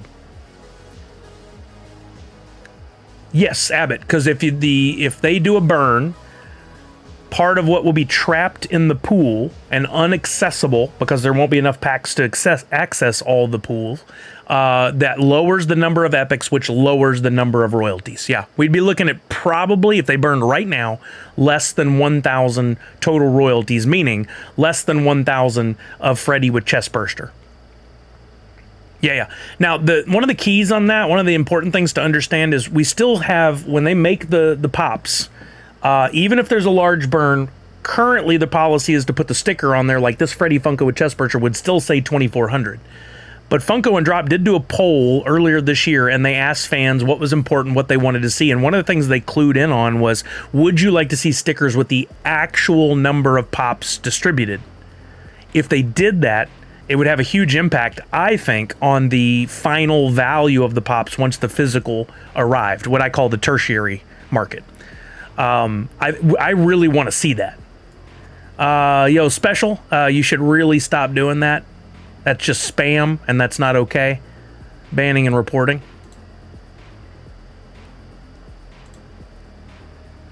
Punked absolutely helps with resale value. Yeah, 100%. We've talked about it till we're blue in the face here, and that is that the story of these pops and how rare they really are has not been relayed to the general community, the general fans. You've got friends, plenty of them, who are Funko collectors who do not participate in the NFTs. They're a little curious, or they're very angry against it, but they just aren't participating. If you show them a pop in your collection that had a big burn on it, let's say the mini from Mickey and Friends, which is my favorite example. It's a Grail with under 450 pieces in the world, but the sticker says 999. Your friend will look at it and go, cool, Disney pop. That's probably worth, a few $100. If they knew, if it had a sticker that said LE450, changes the conversation. But they currently don't do that. We're hoping that changes. We're really hoping that changes. All right, we're not getting to the $4 range. I was really hoping we'd get down there, but we don't seem to be doing it. So I'm going to start making some purchases at under $6, but I'm going to keep an eye on things. I'd like to see it get down lower, but we'll see what happens. Once they start to burn the packs, that also alters the conversation. Some people will realize, oh, those epics are far rarer than they would have been if there was a pack sellout, at least within our community of Funko NFT collectors, and therefore those epics might go up in value. That one jumped from $5.30 to $5.99 in that click. Yeah, and I garner from the question that Drop even asked about the stickers that it's something that they're contemplating, and I would certainly love to see them start changing the sticker numbers. I think that might slow down their process slightly, because right now it seems like they're making the stuff and getting it out so quick. If you have to wait and order the stickers, then the stickers have to be produced, then the stickers have to be applied. That could slow down the process. Shouldn't be more than a week or two, which I'm fine with, but some people will lose their ding-dang old minds over. That one jumped from $5.48 to $7 by the time I went to purchase, because there's only 10 on the market right now. What's the most of any one available? 14, 18. Not a lot of people putting them up for sale yet. I'm kind of shocked to see that number so low. 21 of that one. 30 of that one. Wow, that's a big difference. 11, 13, 13, 11. Wow, 7. You know what? Oh, that's why that jumped. Those are low. I'm shocked to see that few being put up for sale. I may have underestimated the number of collectors who are jumping in on these. So I'm starting to change my tune on my buy price. Is this making sense to people why I'm okay at buying at $5.50 instead of the 4 mark I was hoping for? Hopefully it makes sense. Maybe Walking Miracle. Maybe. We don't know for sure, but that seems like a good theory. So now I'm starting to think under 6. Yeah, exactly, Punk. That's the story that's starting to get told, isn't it? Maybe people are down with these. 6, it just jumped. 589. 594. FOMO. You got it, Tar Slap? Nice. Congratulations. I'm halfway there. Living on a prayer. Whoa. Well, Walking Miracle, hard to tell, right? Because we normally see the USDC plummet faster than the wax does. So it's a little bit of a contradiction of the normal procedures, the normal numbers. Yeah, Monster Pete, I usually go 2 royalty sets as well. I mean, I'm honestly, is it expensive? That the question you have to ask is, when the Freddy with Chestburster is finally delivered, the physical product, what will it be worth? That's got a lot of different factors involved, but one of the most important ones is if we do a burn soon. Oh, can we get an update on the numbers? Anybody have an update on the numbers? If we do a burn soon, or if we don't sell more and we do the burn a little while later, and that burn stays about where we're at, you're looking at possibly a royalty with less than 1,000 pieces. Oh, are they? They're holding at 2750. Wow. Yeah, I'm surprised by that too. But if we did a burn soon, the Ultra could be limited to under 3,000 pieces. If anybody gets me updated numbers, I'll plug them in and we'll see where we're at. So Tar Slap, okay, thank you, Mocking Lazarus. We're down to 10,000, which is what I plugged in. But the premiums have sold better. We're going to call that 9,000 premium. If we burned right now, we're still at 40.76% burn. Based on the number of packs left, a little bit of rounding. Yeah, should have bought at 5. These are, I mean, they still could drop later, but a different story is being told right now.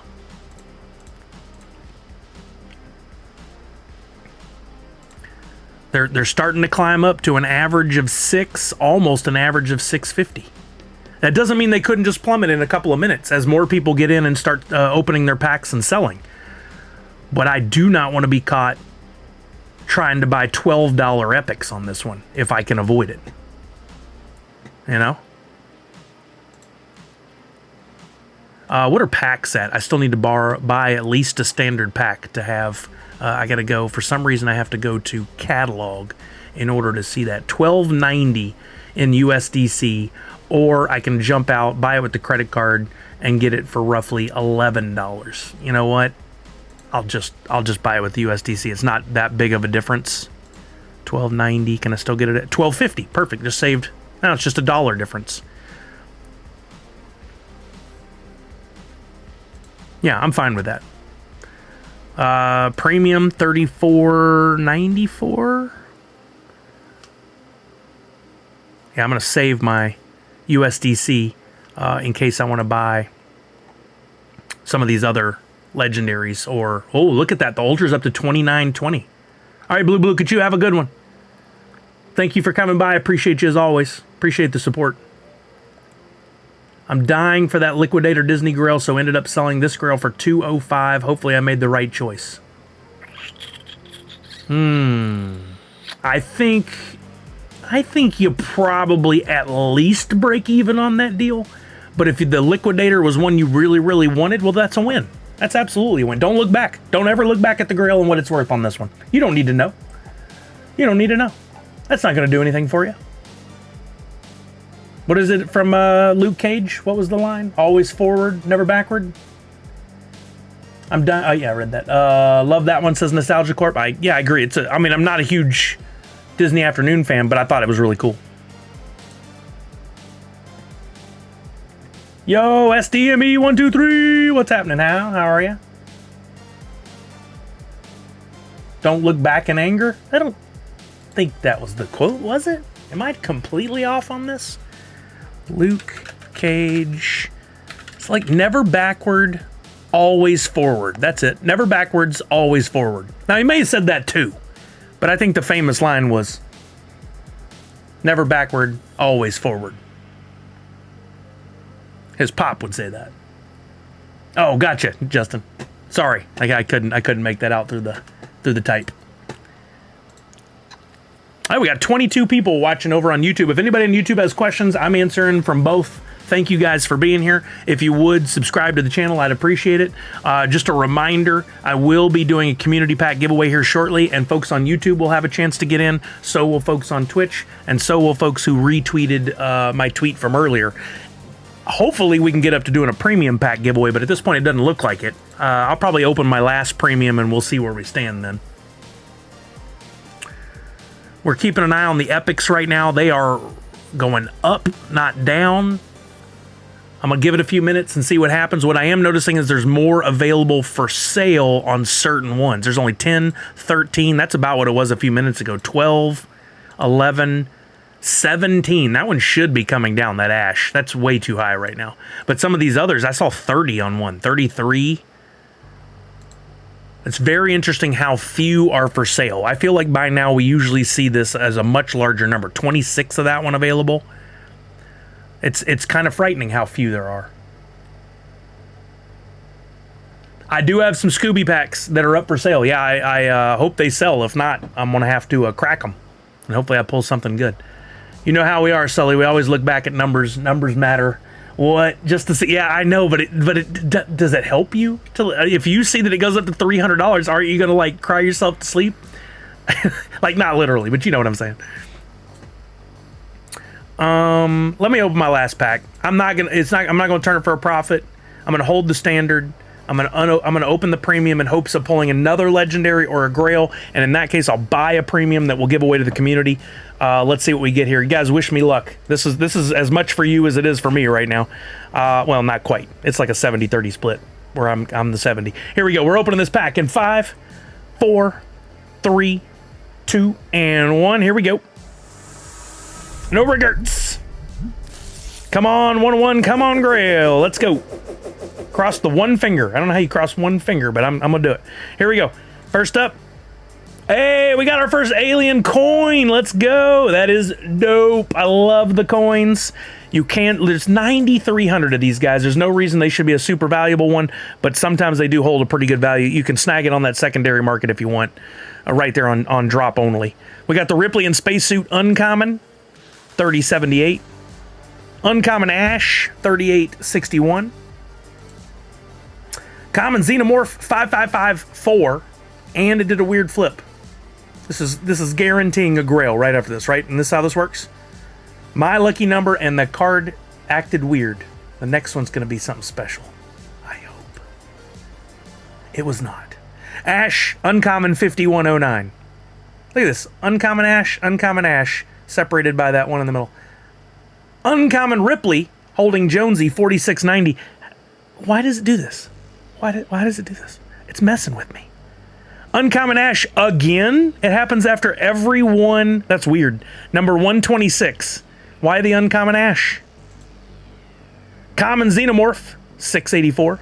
Thank you again for not throwing TMs in there. Uncommon Ripley holding Jonesy, 1045. Come on, pack. A little ashy. Exact. Come on, pack. Come on, pack. Common Ripley and Spacesuit, 6649. You can do better, pack. We all know it. Uncommon Ash, 5051. I feel like I had a 5051 earlier. Another Uncommon Ash. That's my fourth one in this pack. Weird, the light just went out. Rare Xenomorph 248. Again with the weird flip. I hope this is an indication of something. Common Ripley holding Jonesy, 4748. Come on, pack. Uncommon Ash. Another Uncommon Ash? What is happening? I got Uncommon Ashed. Uncommon Xenomorph, 4299. Common Ripley, 4925. Who wants to put money on an Uncommon Ash next? Ash Attack. Common Ripley with Flamethrower, 1459. What is happening with this pack right now? Straight Ash. That's the best one so far. I love it. And a Common Ripley in Spacesuit, 583. Wow, this drop did not like me. I did get the one legendary. I'm very happy about that, but ultimately, you would think I would have pulled an ultra out of those with the odds the way they were. But that pack was straight ash. I love that was the best of them all. Straight ash. Oh man. Oh well, we tried, right? So I will be doing the community pack for a standard pack, and we'll get started on that in just a minute as we keep an eye to see what happens. I'm gonna scoop at $6. I've changed my... Oh, lowest listing went to 5. Come on, hurry up, get through there. It does hold it in your cart for 1 minute, so somebody dropped it to 5 for no apparent reason. That was really dumb that they did that, but hey, I'll take it. I'm happy to jump on it. I'm gonna give these others a little time. Hopefully they don't get crazy. Hopefully they come down. We'll see what happens. Oh, there's $5. Is somebody just going through selling all their extras for $5? Because oh, $6.75. I just missed it. Ding dangle. Ding dangle. Sorry about the language. That was a rough pack opening, so I guess the odds weren't in your favor. Not on that one. Not on that one. Again, no. I say this and I believe it. While those cards don't currently have a value, they very well could in the future. I think Drop Arcade is going to change the game if Drop and Funko have been smart about it. And it is their opportunity to give value to cards, NFTs on the secondary market. That one jumped from $6 to $8. Always be careful. This is Drop Arcade is their opportunity to say, hey, Funko and Drop NFT community, you've been holding those comments. Those of you who've been holding, not the ones who've been selling them because you think they're trash. Now, those have value in our game. This is a guess. They have not revealed anything else. But if they, and I think it's going to happen soon. I think we're going to see something in the next month. If they said, guess what? This week, if you have this particular common from Scooby, this particular common from Alien, this rare from TMNT Series 1, and this coin from Big Boy, you can turn all those in and it gives you a coin good for this game this week. Or if you have all those, you get a weighted score based on their mint number, and that puts you on the leaderboard. Get your best one of each of those 4. The top 50, top 100, top 300, I don't know. People who have the highest score, you're going to get a redeemable coin for a physical Funko Pop. I think that's the kind of thing they're going to do. I didn't get a denial or an approval from them when I kind of said something along those lines to them at SDCC. I can't remember exactly what I pitched, but I pitched a few things. They didn't really respond.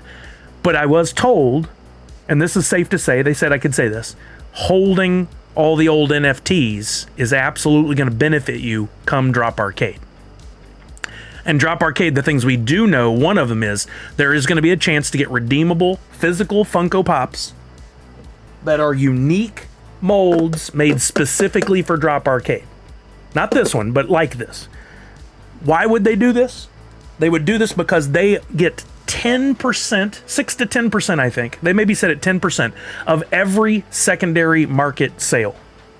So keep this in mind. If they say in week 1, if you have this X common from My Little Pony, people are going to rush to buy those, meaning people are going to rush to sell those, and the value is going to go up. And with every one of those sales, they get 10%. If they sell for $1, they make 10 cents. $10, they make $1. $100, they make $10.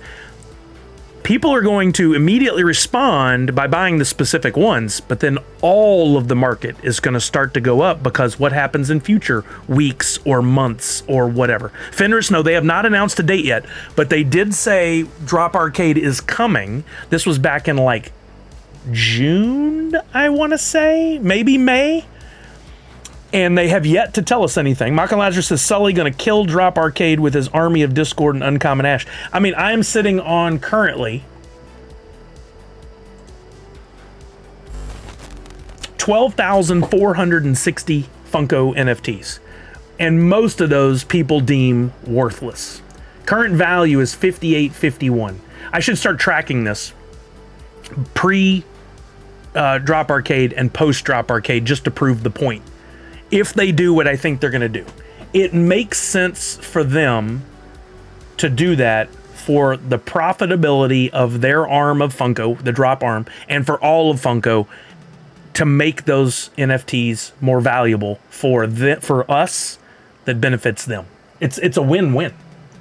Don't be so hyped about uniqueness of the arcade molds. They're going to reuse them for sure. Like, no, I think that, no offense to you, Fenris, I think that's the wrong attitude. They have proven to us this year that they are making good, unique molds that they have not been using in other places. Has it happened in the past? Yes. The story Drop's been telling this year is, fans, we are listening to you. And I don't mean a story they're telling. I mean, that's what's actually happening. We've got the pop stackers now as an option, better shipping as an option, less problems. They're giving more value if you do get, if there's a lost pop or a damaged pop, they're adding more value to it, and they'll pay you fair market price for those. That's a fairly new thing that's come up. They are doing the things to make the fans happy, and I think they're going to continue that. You can certainly have your opinion, Fenris. That's fine, but I don't think we should assume negative intent or negative performance. They haven't done negative lately. They've been doing very good lately. I think we should honor that and say to them, thank you for doing such a great job.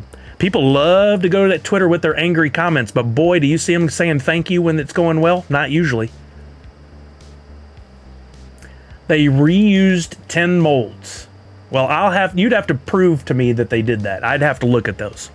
I don't believe that that's true. No. And when you say reuse, if they make a metallic version, a glow-in-the-dark version, a flock version, if that's your definition of reuse, okay, fair enough for you. I don't have a problem with that. I love a common Sully and then a flocked Sully. And if that flocked Sully is limited to 480, am I mad about the two? Not in the least. I want them both. I want them both. Thank you, Miss Fancy Cherry.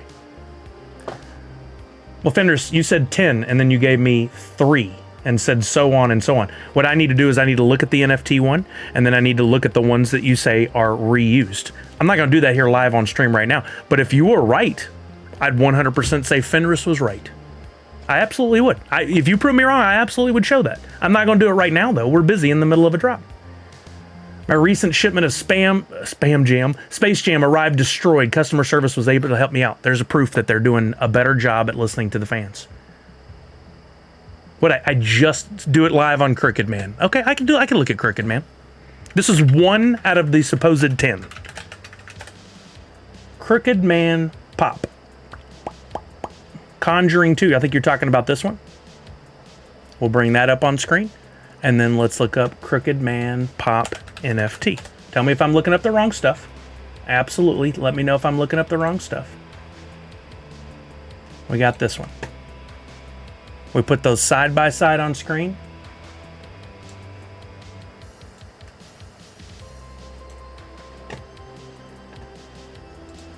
One on the left, he's holding an umbrella across his body. The one on the right, he's holding a hat in his right arm and an umbrella in his left.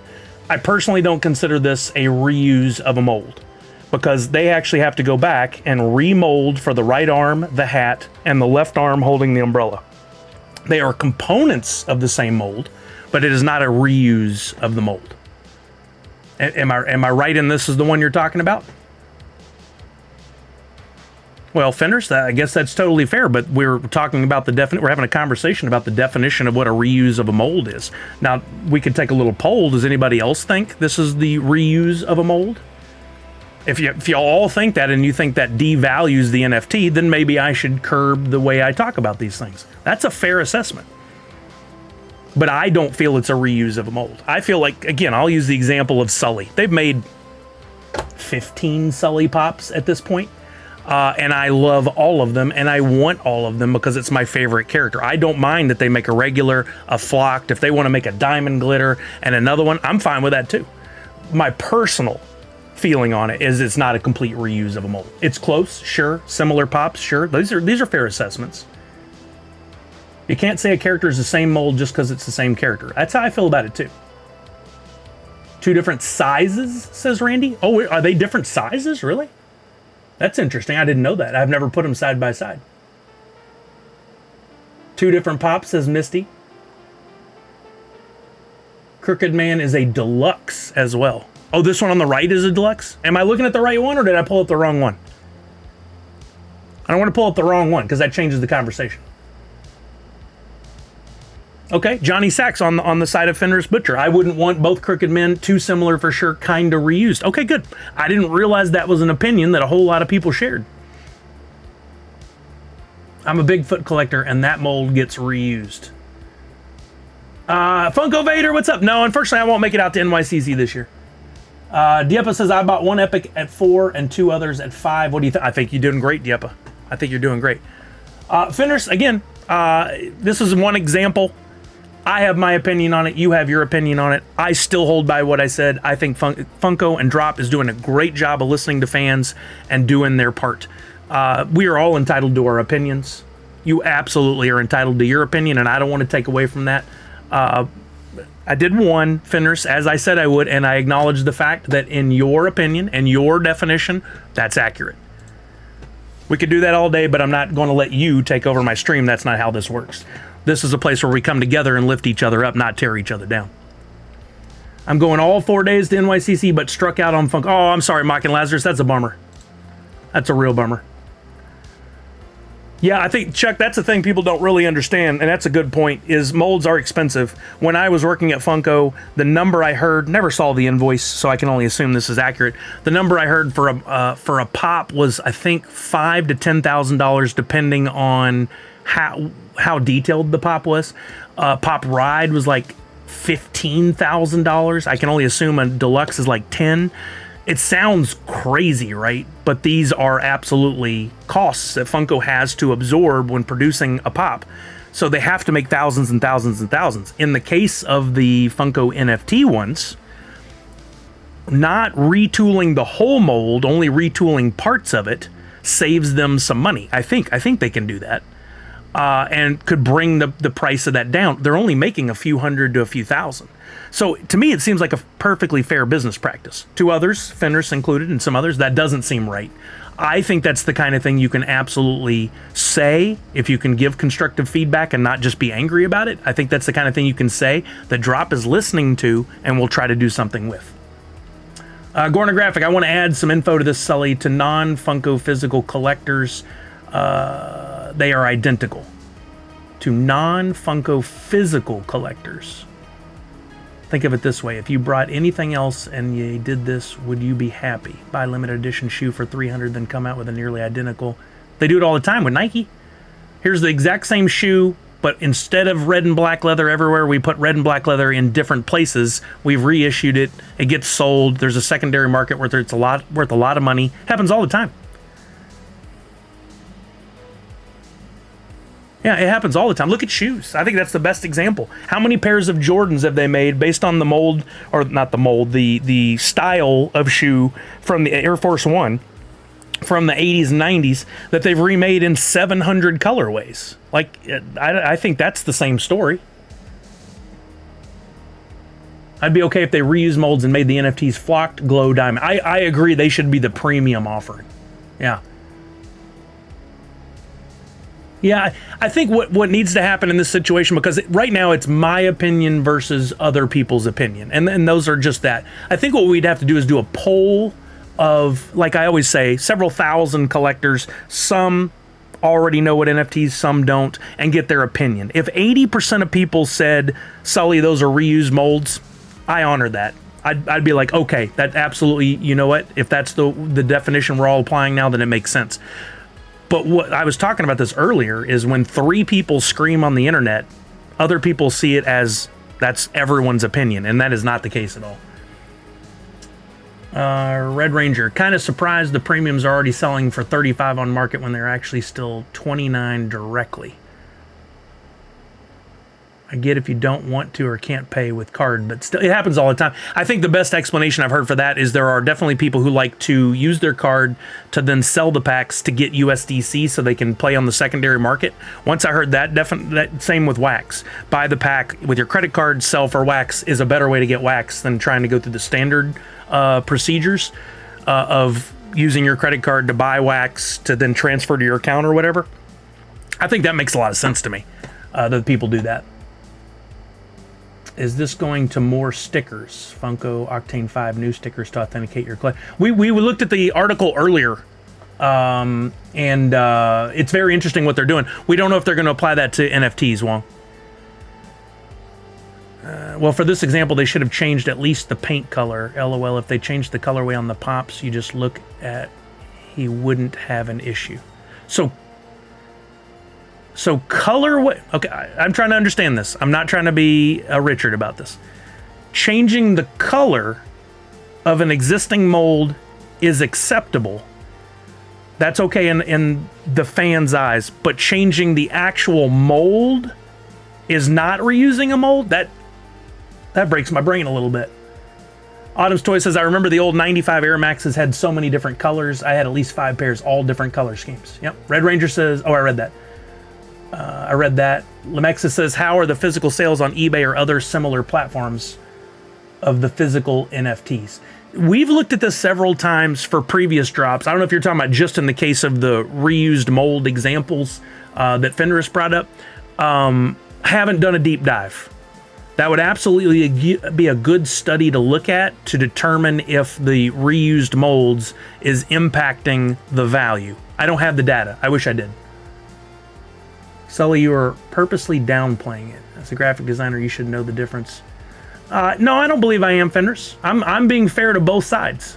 Absolutely. If somebody thinks I'm being unfair, you let me know. I just said I would call for a study to ask a bunch of fans what they think, and I would go with what the majority said. I don't think I'm downplaying anything. I think I'm being very fair. And again, I'll say this one more time before it gets to the point where I'm going to get angry. This is a place where we lift each other up, not tear each other down. So if we continue this line, we'll say goodbye to Fenders. It's pretty simple. We're having a fair discussion here. To non-Funko collectors, all Funko Pops are basically the same thing, no? My Funko friends usually call them those toys, Peking buys. Or they'll say the things with the soulless eyes. Yeah, I've heard that a lot. Looking on previous drops, does Funkoween NFT going to be alternate year event? They did Halloween 2 years in a row, then Funkoween.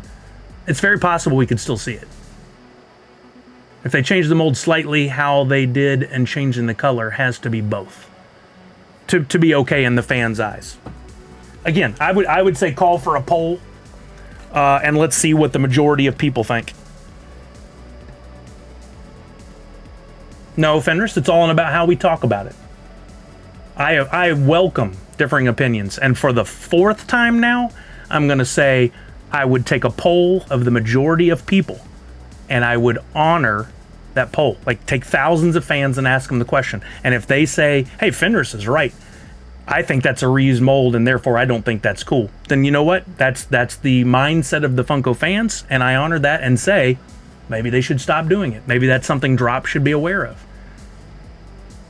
I wish the Tokenhead app also tracked our NFTs in USDC. It always shows Drop only NFTs at 0 because it's only reading the Wax blockchain. Yeah, isn't that interesting, Tech? Because Tokenhead is owned by Drop, I assume still, and could have access to the data. I think it boils down to that the Drop team has just not got the bandwidth to put anything into changing the Tokenhead app, because we haven't seen any changes to it in a long time.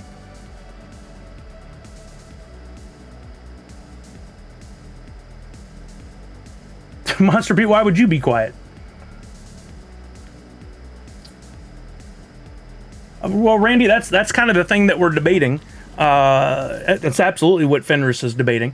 He's saying that it is the same thing. And again, I'll honor that if a lot of fans think that, then that's the mindset we should apply when looking at this from like a mathematical standpoint of what the value of these things will be. People will buy 100 of the same Darth Vader with different color, but unique molds like Burning Pack go for 20 to 30. So it does, based on what you're saying here, the Revenge, it does have an impact on that market. I have to watch my space, so I don't want similar molds either. Again, here's this new introduction to me that this is such a big issue for folks. Physically at the factory got to be 2 different processes. Well, I mean, it is. They have to still go change the mold. They may not have to change it as drastically, but they still have to go change it. I saw a video of how a mold, not for Funko, but for something else was made the other day, and I did not realize like these big metal pieces that they have to put together. It was to make a phone case, and the intricacy of it and the way they have to tighten it all down to get the injection of the vinyl or plastic or whatever it is exactly right. It was way more than I ever thought it would be. It's not what I imagined. I like the unique molds, but I think the IP matters more. I agree with that. The IP is, to me, everything. Again, I use the example, and this is just, I guess, just my opinion. My personal opinion is, you make a Sully holding a garbage can lid, and then you go make a Sully holding Mike Wazowski, and then you go make a Sully turned a little bit different, but still using some same body parts, and now he's flocked. I don't have a problem with it. I'm gonna collect them all because that's my favorite character. But I may be unique in that. I would prefer different characters over different versions of one character. I think most people would, but I will say as well, a lot of people blame Funko and Drop for this. Remember, the licensor is the one that makes the final decision in a lot of cases. So, like we talked about with, what's an example of that? Well, Mickey and Friends. They made a couple unique ones, but then of course Mickey, Minnie, Donald, Goofy have all been made in some way before. When Funko goes to work with Disney and says, "Hey, we're gonna do this thing. We're gonna do the Disney Mickey and Friends." Funko probably, and I know in the past they've done this with other licenses. They pitch, here's 10 ideas of things we'd like to see, we'd like to do, and then the licensor reviews those and goes, well, for our own marketing purposes, because we're promoting these other projects at the same time, we want to make sure it's these characters. You can introduce this other one, but these 4 we want to for sure do. Funko can't really fight that. Funko can only go, okay, we'll do it. If it's, in order for us to use your license, your characters, we got to follow what you said. So as a fan, you don't have to think about that. It's not really an issue. You just want to put your money on the things you want. But think about it from Funko's perspective for just a moment before you bash them and say, oh, they really couldn't do the thing that they want, that we want them to do. Gordon Graphics says, I guess the bigger question to all this, not if they are the same mold, but is it interesting or good art or what the collectors want?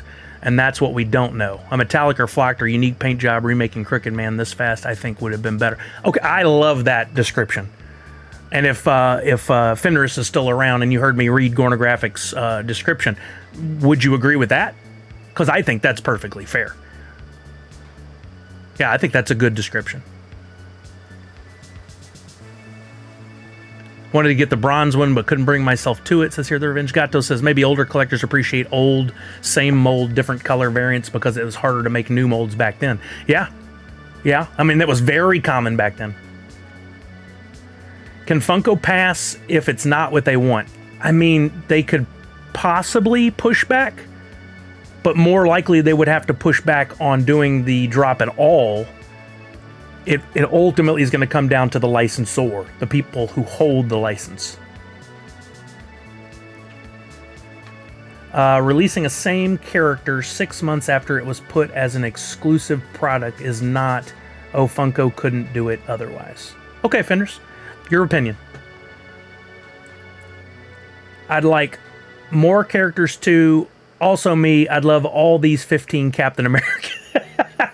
For real, right? For real. Okay, let's see. I opened my packs. We have a community pack to give away. I'd like to give those slots out now. I'll tell you guys how we're going to do it. Let me bring up a spreadsheet first. I hope I wasn't unfair to anybody. I feel like this was a fair conversation, and I always will honor differing opinions. But it doesn't mean I have to agree with the differing opinion. I will honor it. I will understand it. I will listen. I give that courtesy to everyone. I think it's just how we have discussions, not arguments. Yeah, great, Gordon. I love that. I love that. Okay, let me pull together a sheet so we can do this giveaway, this pack giveaway. Oh, I gotta find one I've already done. It makes it a lot easier. There we go, community pack.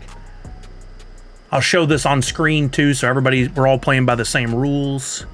Everybody understands what we're looking at.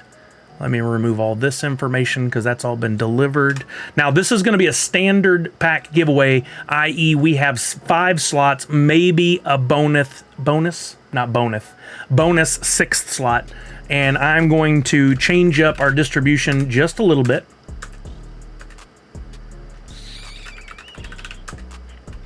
Oh, no, that's wrong. Boneth. Exactly. You know, it's funny. It came up as a theme over and over and over and over again at TwitchCon, and I find it very interesting. But every streamer said in some way or another, your audience loves to see you mess up. They love to see mistakes. They love to see. That's just the kind of things that people hone in on, and we do it here too. And sometimes funny, sometimes it's like, Jesus, can't we just let it go? But you know, it's y'all's choice to do what you want in the chat to a point, I guess. Boneth Poovy. Oh, there we go. I also have an option. I want a hoot disguised as a hoot disguised as another hoot. All right, Robert Downey Jr. All right. What we're going to do is we're going to give away 5 slots in this community pack, meaning I will open the pack and the contents will be given out to the 5 winners. Since it's a standard pack and only has 5 slots, I'm only going to give away 1. You can only get 1 slot. So if you win on Twitter, you can't win on YouTube and on Twitch. Normally, I'll allow multiple. On this one, only 1 per person. First and foremost, I ask that you retweet this tweet right here. 29 of you have already done it. I'll drop the link in chat on Twitch, and then I'll come over here and I'll do it on YouTube. Need you to retweet that tweet. That doesn't mean quote tweet. You don't have to type anything in. You literally just hit the double arrow thing and send it out to your audience as well. No, I answered that earlier. I didn't. No, there was no music. Fender, I love this. Thank you for doing this. You said, to end up on positive note, I will agree that Funko does try to do it better recently. Double grails, metallic, and glowing pops. Ultras are definitely a step in the right direction, and I appreciate it. I love that. I love that. I think it's really fair that if you're going to criticize something, that you also can look at the positives, and I think you did that, and I appreciate that, Fenders. That means a lot. Thank you. I hope I wasn't too harsh. Wasn't trying to be. I try to keep a balance. So retweet that. That's going to be an option to get in. We're going to pick one person who retweeted to get a slot. You'll get slot number 1. Second, we're going to go over to YouTube. I'm going to give you guys some time. So if you're watching right now and you're on Twitch, it'd be a great time to jump over to YouTube. Over on YouTube, we're going to pick 2 winners, 2 people who will get a slot. 1 slot 2 and 1 slot 3. I'm going to ask you in a minute to type something in the chat. For those of you who are regular, you'll know what to do. I can't give you the link to YouTube on Twitch. It's against the terms of service. But if you go over to YouTube and you look up Nerds Unite Us, all one word, Nerds Unite Us, you can find me over there. You'll see I'm live. You'll see the same image I use on Twitter. Easy to find me. Come over there. We're going to pick 2 people. But the first thing I need you to do is like the live on YouTube. Make sure you like the live. Click the thumbs up. Get ready. Second thing I'm going to need you to do, Tyler Parrott is already on it. Go ahead and pull up it's got to be your Drop wallet account, your .dp wallet. Bring that up and copy it so that you can paste it in the chat on YouTube, because in a minute I'm going to tell everybody to go, and you're going to paste your Drop wallet account in there as many times as you want, and I'm going to pick a letter randomly. We'll do an example right now. I'm going to go back to the close-up. I'm going to give you like a minute for everybody to come over. We're not going to do this yet. I'm going to do an example. Please, everybody gets upset on the example if it's their letter, but just so you're ready, it may be your letter. This is an example. This is a test. This is not picking a slot yet. Let's see if the new Siri does this better. Give me a random letter of the English alphabet. Still won't do it. So lame. So lame. All right. Is this the right one? No, not the right one. Let me see if I can find the wheel. I like the wheel better. Really? Okay. Well, let me go back to that. Random letter wheel. This is it. Okay, see this wheel? When I say go, you guys can test it right now if you want to. So go. Paste your Wax wallet or your DP wallet. It has to be your DP wallet. Ashley, Roy, and anybody else. Unfortunately, you cannot do a .wham because this is a Drop exclusive. Has to be your .dp wallet. So I'll say spin while you guys are typing in, pasting in your codes. This is a sample. This is a test. This is not a real one. The letter comes up and it's T. I'll look at the chat, and the first name I see in chat that has a T, in this case, Tyler Parrott, would have been my winner. Now, there may be multiples.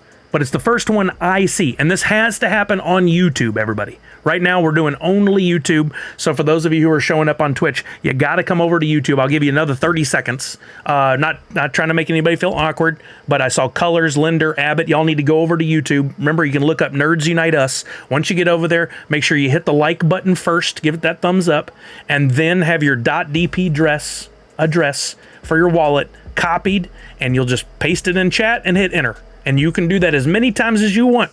If your letter comes up and your name pops up right there at the bottom, like Clint's doing a really good job of a bunch of them. And if C came up, Clint's increased his chances of winning. Although Chewy Hawk just jumped in, could have made it a close call. Ooh, Clint, ooh. Okay. I'm gonna give you guys another 15 seconds to get over to YouTube.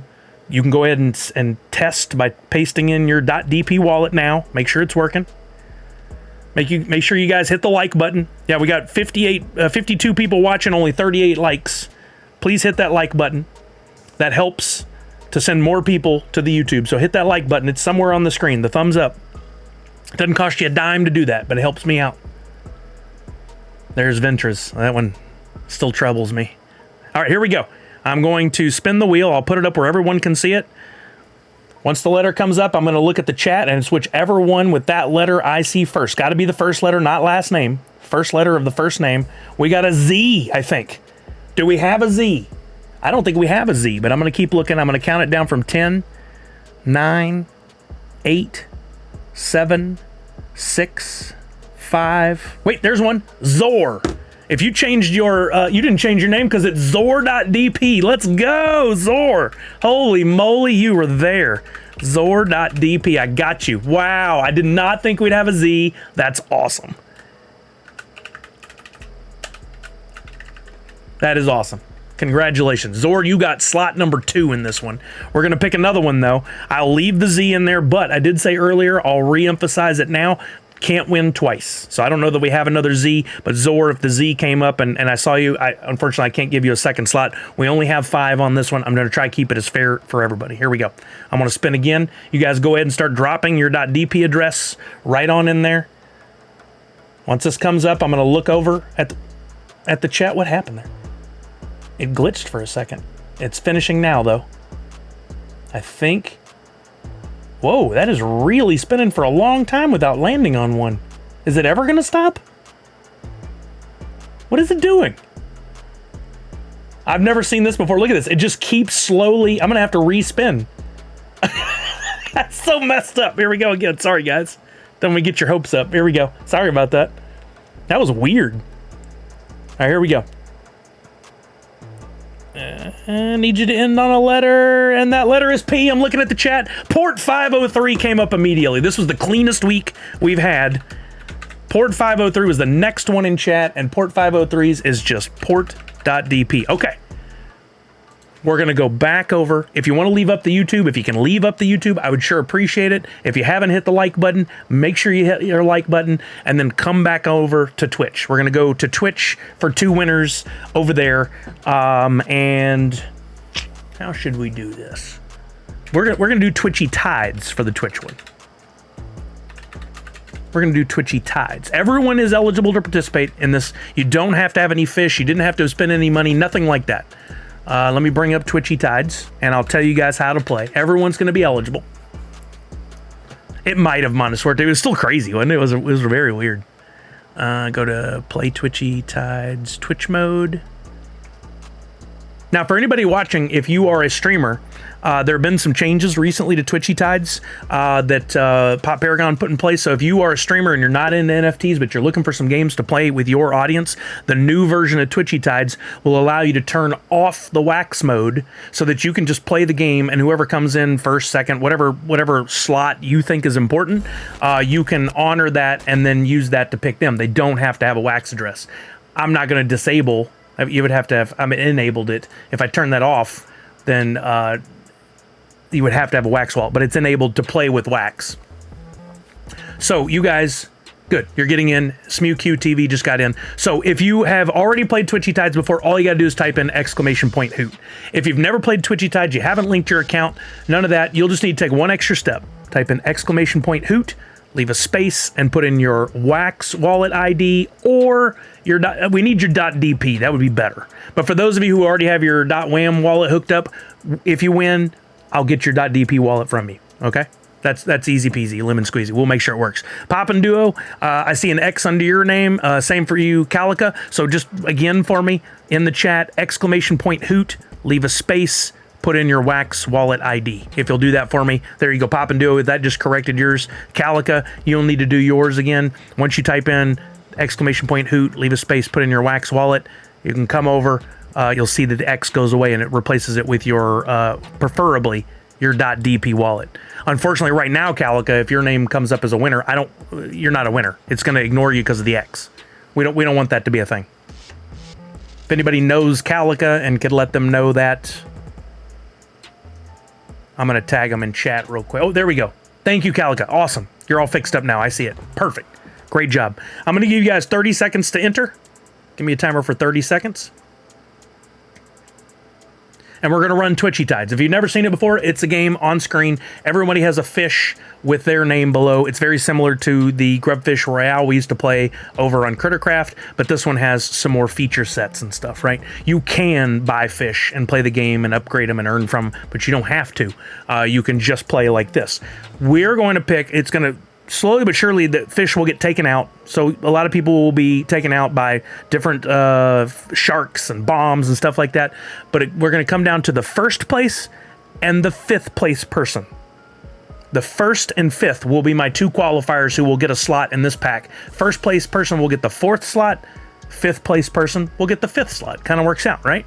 All right, we're going to start this game in 10 seconds. You'll see on screen, you'll see all the fish. If you're already a Twitchy Tides player, you'll understand there's commands and stuff. If you don't play Twitchy Tides normally, all you got to do is kick back and wait and see if you end up in first or fifth. Here we go in 5, 4, 3, 2, and 1. Best of luck, everybody. I don't know if I have the tab. I do have the tab muted. I'll unmute it. Hopefully y'all can hear that. All right, there's our first victims. The jellyfish took a bunch of people out.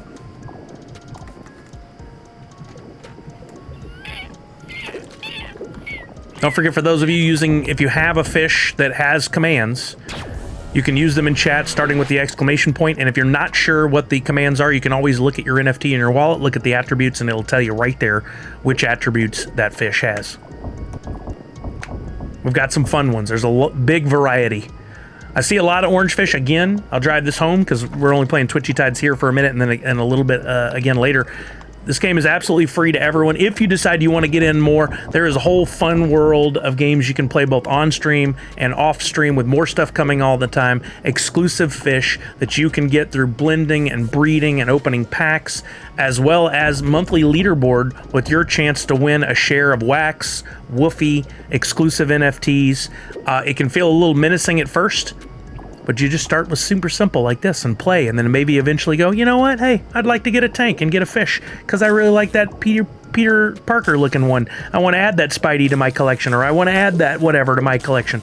And then you'll see there's a whole secondary market where packs and fish and food and stuff is going for more money. There is a chance to get in there and do something with that. Not financial advice. You could have a lot of fun with it. If you ever have any questions, you can come by here, but I would recommend the best person for training on Twitchy Tides right now is Las Vegas 8. That dude's killing it. He's killing it. We'll be raiding the Jungle Bry later. He's going to be playing this.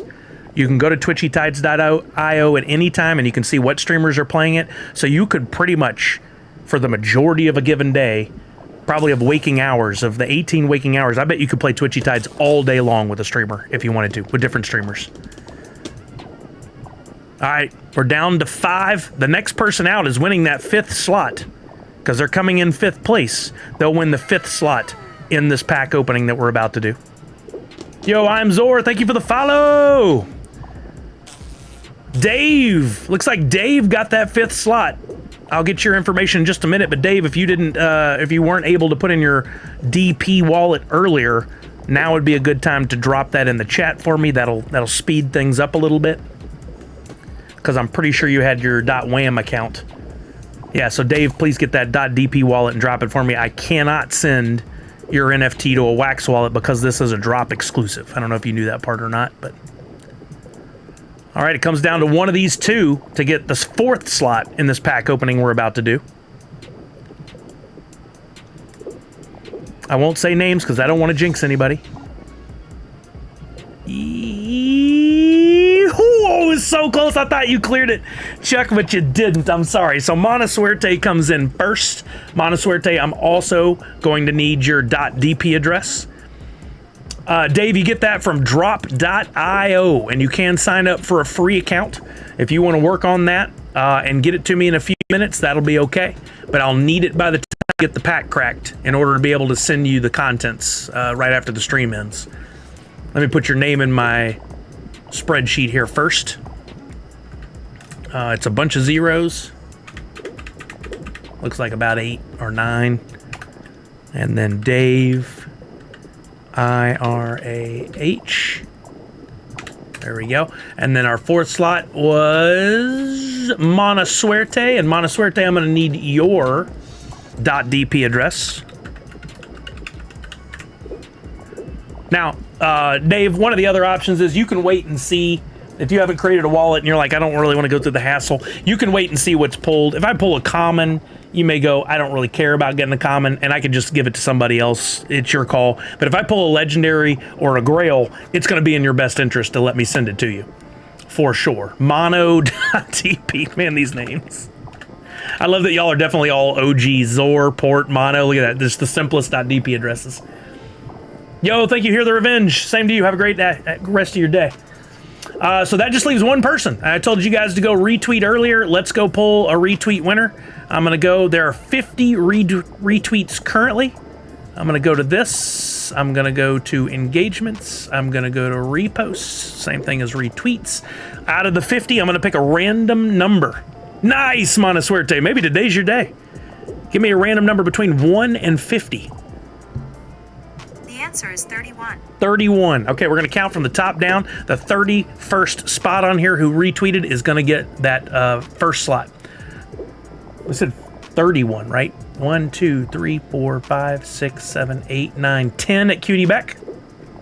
11, 12, 13, 14, 15, 16, 17, 18, 19, 20 at D-John. 21, 22, 23, 24, 25, 26, 27, 28, 29, 30, and 31 is Punked. Ashley Roy. Nice. Punked, I need your Wax wallet address. That's amazing, Mana Suerte. Congratulations to you. I'm so happy for you. Really am. I love to hear when our community pulls those grails, and better yet, I'm waiting for our community to pull some more of those one-on-ones. That'd be fire. Okay. We're going to do the pack opening now. This is for you guys.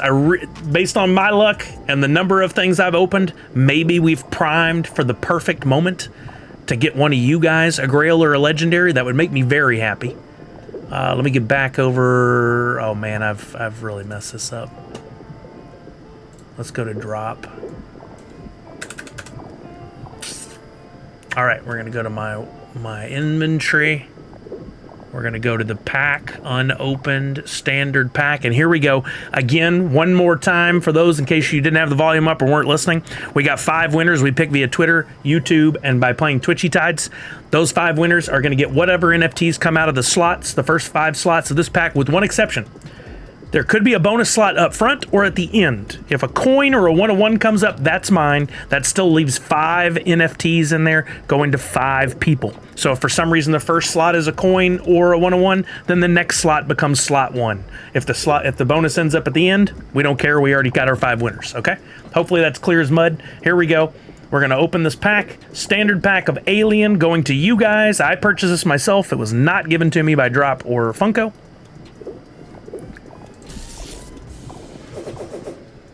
Best of luck to everybody. Let's go. Come on, Grail or Legendary. Here we go. First slot for Punked. Uncommon Freddy. With Chestburster, number 1968. That's for you, Punked. I'll get it sent to you after the stream today. All right, next one up. Come on, Legendary or Grail. For Zor, we've got Uncommon Ripley with the Flamethrower. 2 uncommons.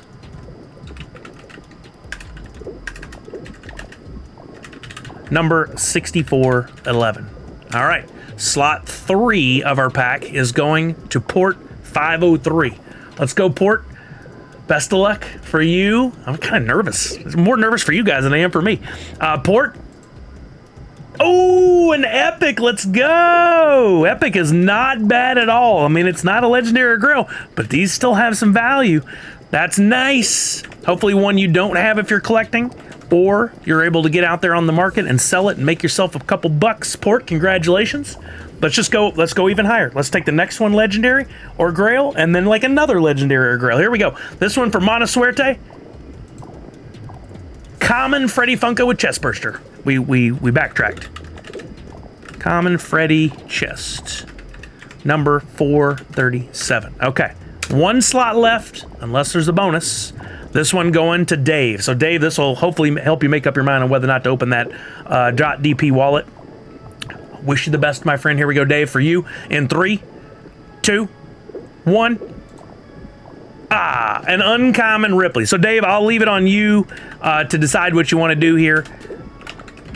If you don't want this, I can always give it away in the future, or I could pick another winner or whatever. I don't think anybody's going to lose their mind over an uncommon, but I'm just putting it out there. Number 279. It's your call. You let me know what I should do, and I'll take care of it for you, Dave. If you want to set up that .dp wallet, like I said, it's free, and you could start collecting those Funko NFTs.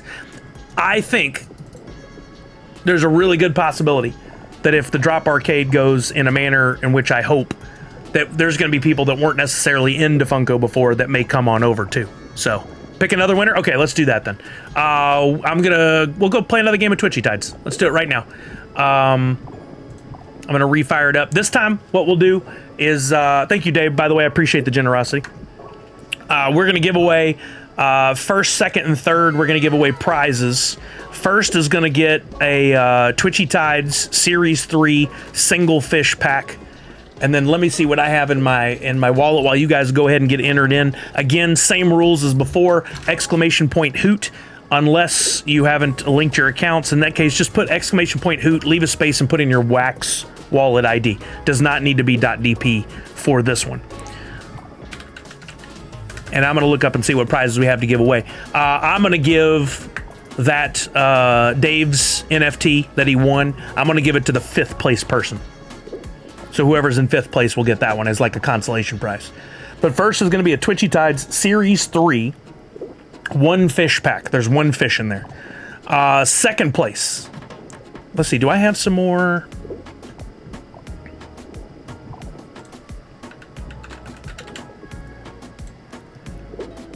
Second place.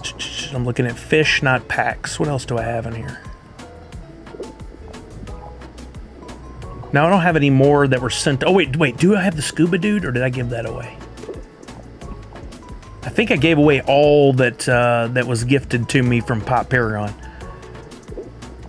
So I tell you what I do. I will give you, second place, I'm going to give a random common fish, so that if you want, hey, what's up, Enders? How are you? I'm going to give a random common fish. So if you want to, you can sell that, or you can just use it to produce food to play Twitchy Tides. I don't know if you guys know that. You can go to blending. You can blend a single common fish to make 10 food. According to Las Vegas Ape, I don't know if this holds true anymore. That's a pretty good cost savings for those of you who need to buy. Thank you, Olibaz. And I'm Zor. Again, thank you for the follows. I'm sorry I'm missing that. My audio cues, for some reason, are not working. I don't know if y'all can hear them or not, but I'm not hearing them in my headset, and I didn't have time to fix this problem. So, then third place, I'm going to give a Nerds Unite logo. Many of those are still eligible to do blends over on my page on Nifty Blocks. By the way, reminder for today, in the upper left-hand corner, I've got a free NFT for everybody based on the Wayland Yutani logo. From Aliens, I've got a NU logo that I'm giving away for free. Each person can get one. Do not fill out the account to claim more than one for yourself. That doesn't mean you can have 10 wallets. You pick a wallet, you get one. If I find people multi-accounting or botting, they get banned forever. I had to ban 3 last week. They will never get another NFT from me. So one per person. Police yourself and be kind. There will be blends on Thursday. and that's half of the blend. You'll need that and a Hoot 2.0, and you can do the blend from my stuff, and you can get back a much rarer NFT all the way to a 1 of 1 possibly in your account, and those have utility in and of themselves. All right, we got 69 people in. I'm going to give you guys a timer for 1 more minute. Give me a timer for 1 minute. 1 minute. Okay. Down. After this, we're going to look at a couple of things in Twitchy Tides. One's going to be the Battle Bowls. I don't know if you guys know, you can play in games offline, not through a streamer. They're still online, but they're not through a streamer, where you can win an exclusive NFT, actually 1 of 3, that I'm only giving away through Battle Bowls. We're going to look at the latest blend, so you guys know if you want to pick up that, what is the name of that one? I just typed it in yesterday. It starts with F's, doesn't it? I should probably know this. Fanged Fishy. Yeah, you can get you a Fanged Fishy through doing the blend. This is a cool NFT with its own abilities within the game. You may want to do it. You may just not know that that blend is available or how to do it. I want to help you with that. And then we can answer any questions you might have about Twitchy Tides. We're going to hang around for a little while. We may play another game, and then we're going to play some Funko Fusion. I'm going to jump back into the game and play some more with you guys, and then at 3 o'clock, we're going to raid over to Jungle Bry. All right, here we go. We're about to play this game. I'm going to get things queued up in 5, 4, 3, 2, 1. Yeah, Linder, it usually takes a few days before it's playable in-game. That's a good point. Thank you for pointing that out. I had the same problem with my month prize one, but eventually it started working, so maybe that's why some of these fish are orange. By the way, can you guys hear the game audio okay? Werewolf God. What a fun name. Thank you again for the follow. Probably, is it Werewolf God? Or do I still say Werewolf God? We need a party. Let's have an NFT party. Anybody give me an update on the sound? How's the sound, audio sound for the game? Can you hear it? Can you hear the sound, the fishes and the squawks and the... Right there, there's a shred. I heard him chirping. Nice, Savage, that's awesome. You're gonna love it. I've enjoyed it so much. Callard, I still haven't redeemed my codes. I've got to do it. I've been jumping in the game and then I keep forgetting. Shark was not invited to the party.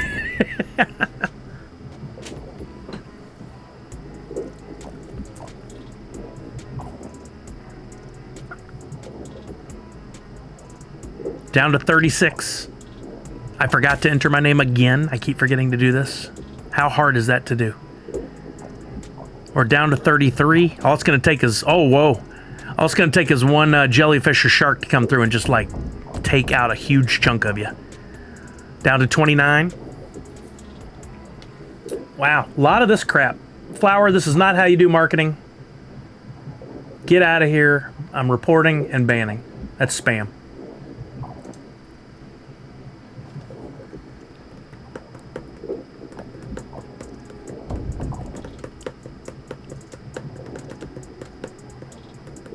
I wonder if that got kicked up because of TwitchCon.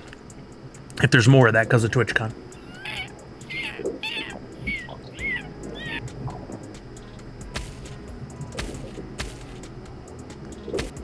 Ooh, there went a shred. A stealthy shred at that. I want to comment on some of the fish, but I don't want to say the people's names. I'll just say that I see some of the prizes from last month rolling around, and there's a very limited one. Oh, it just got knocked out. Ah, dang, sorry. I hope I didn't jinx you. I didn't say a name. I think, Monster Pete, I think the Bad Boys blend's actually completed. So, I don't think, like, if somebody may want one, that'd be awesome. But I don't think they can do any more blends with them, just FYI. Well, the bird is able to breathe underwater. I don't know if you've heard the story. I'd have to make it up on the spot if you wanted to hear it, but I don't know. It's a crazy fish tank. That fish unalived that shark. Unalived. What a phrase. I mean, this is the sea here. The tanks for Twitchy Tides are a mixture of reality and some crazy, not so real things. Like, how many fish have you seen cosplaying as Peter Parker or Spider-Man? Doesn't happen a lot. How about a fish cosplaying as a car? I'm not gonna make it up. You know what? Ask Brian when we raid him at 3. That is totally his fish and his story to tell. We'd have to get his permission. Let's actually, somebody remind me, and we'll when we raid over to Jungle Bride, we'll make the hashtag something like "explain why shreds underwater raid" or something like that. We had prizes for first, second, and third. Red Ranger just went out. That's our third place. We've got 2 more names that I won't say. 2 more fish in play. I'm not going to comment on them at all because I don't want to jinx anybody. Oh, 666. I thought you might get up in the corner above that one, but you didn't. You came in second place. 666. As I'm about to go distribute prizes, could you please let me know, do you have a fish tank for Twitchy Tides? I can check your wallet so I can verify this, but please let me know. If you do not have a fish tank, I will send you one so that if you'd like to, you can start staking your fish and playing in that way. But let me know before I get to your name here in just a second, 666, so I can give you the proper prize. Possibly plural. All right, I think my inventory started showing up again. Let's get down to a Series 3. Wait, did he send me? Oh, he must have sent me some more. It's beautiful. All right, this one's coming to you. 666, I need that answer quickly, if you can, please. Do you currently have a tank? I guess we could look. I'm so glad that's working again. All right, we'll just check 666's wallet. May not have the audio up, that happens. We're gonna check and see. For 666, oh, it looks like they've won a pack recently. That's it. They do not have a tank, so I'm going to send 666. This is what I've been doing for first, second, and third. Red Ranger, what I've been doing is sending it to people who get first, second, or third along with their prize. So if you win, we can have that conversation then for sure. It's the only fair way I could think to do it where I just didn't give them out to everybody. He did say that, Chucky. You're right. But how is he breathing underwater? It doesn't look like he's wearing any kind of helmet. Is he? Maybe he is. I don't know. Maybe I didn't look close enough. I said second place was going to get a single common fish. So we'll go to Twitchy Tides and we'll scroll down. We could apply some filters to make this easier, but it's okay. I'm just going to grab an Abe Blinken. I think that one is eligible for food. I could be wrong, but eventually it's probably going to be eligible for something. So I'm sending that over to 666. No tank. I should have gone ahead and set the tank too. I'll go ahead and get the tank. I did say I was going to do that. If 666, if you're watching, I'm sending you this tank. It's not immediately usable. You do have to take one extra step. You'll have to go over to do a blend on NFT blocks to take that tank and make it into a usable tank, but it'll cost you $0. You just put this tank in, it spits out a tank you can use. There was a reasoning behind why that had to happen, not just to frustrate you and others. There was a reason. It's coming your way.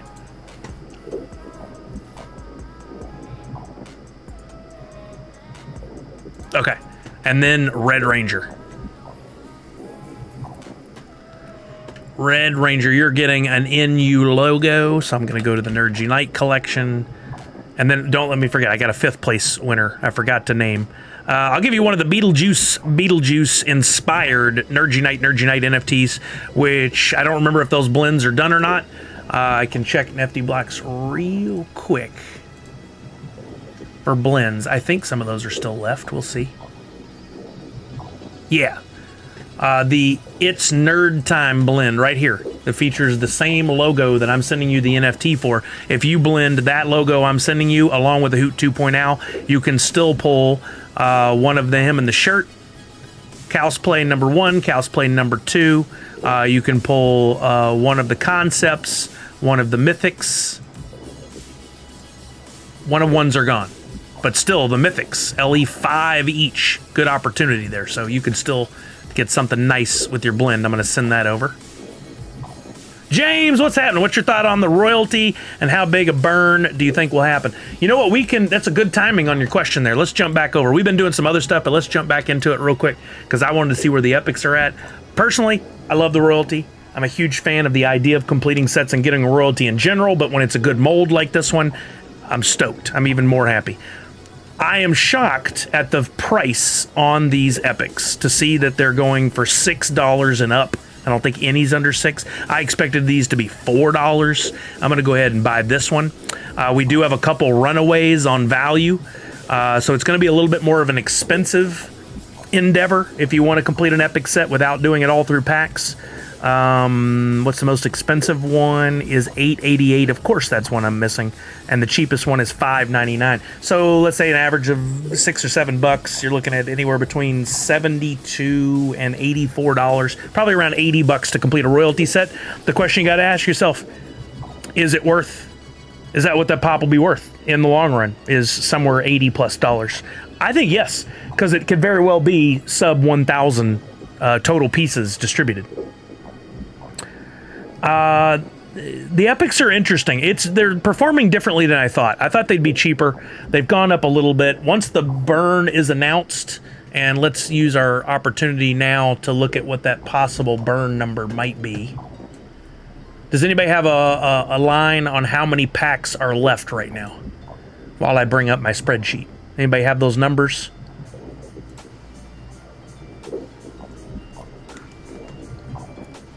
And this I gotta change to alien, because no, it's not where I clicked. Nobody has the numbers? Okay, I'll look them up. I think it's a great royalty, personally. There we go, thank you. Misty said, oh, there we go. We got both numbers from Mocking Lazarus. We have currently, I'll bring this back over here where everybody can see it. I've just put together this little spreadsheet one time before to help out. Currently, sounds like we're at 8,200 standard left, and I've got the math all ready to work out on this already automatically, and 6,750. We'll round down a little bit. So if we burn right now, this one's right in the range. I thought it would be 30 to 40%. I said it might go higher, but I thought 30 to 40%. I'm pretty sure those are the numbers I said in the beginning of the stream. So we might get better, but it looks like we're going to be a 31.28% burn if the sales just are trickling for the rest of the time. There you go. We're about the same numbers there, colors. What that means, though, I've gone even further, and I put in the Grail, the Legendaries, the Ultra, and the Royalty. These are the quantities that could be distributed if the 31% burn rate holds. That's under 690 on the Grail, 1,500 of each Legendary, 3,400 Ultras, and a potentially 1,650 piece Royalty. But rarely do the royalties really get that high. I'm guessing we're looking at like a 1,300 or lower piece completed royalty set. Color's thinking a 20% burn rate in the end. Possible, but I feel like we're already pretty late in the day. Somewhere between 20 and 30, I think, is fair.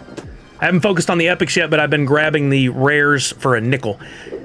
That's an approach, Weasel. I would love to know the math on how much that might save you. I think your focus should always be on the epics, and sadly, the epics have gone up. I think we've already hit the floor. I don't think they're going to come back down again. We were getting them under 6, and now the average is closer to 7, so it's not a big shift. But my recommendation, and again, you do whatever you want. My recommendation based on how I approach it is always focus on the epics first. Because those are the ones that follow the pattern of hit the bottom and then roll back up. The rares pretty much are always, rares, commons, and uncommons are going to be about the same all the way through. No colors. I have one extra Ripley. Yeah, so I do technically have one. I have an extra one of this Ripley right here with Jonesy. I need the Ripley in black and white. I need the Ash in black and white and the Xenomorph. Is that actually in black and white? Yeah, I need those 3. I don't know the card IDs. It's so confusing to me how there's a template number, but there's also a card ID. This one's 74, apparently, this Xenomorph. Colors, it's so hard. Like, do they go nuts? I haven't watched closely enough. I just know it does have an impact, but does it happen immediately or does it take a time? I don't really know. Tex says the burn's about to go down. Just got my last chance email from Drop. They've been good about that lately, haven't they? Need to make it easier on Drop for card ID. Like if I'm doing it, I would put the number right up on here, or maybe up in the corner real small. That would be super helpful. But they don't do it. Now, one way you can get those card IDs quicker if you want is you can pop over to Poppin' Stock's website, which I'll show you guys. If you haven't used Poppin' Stock's website, you absolutely should.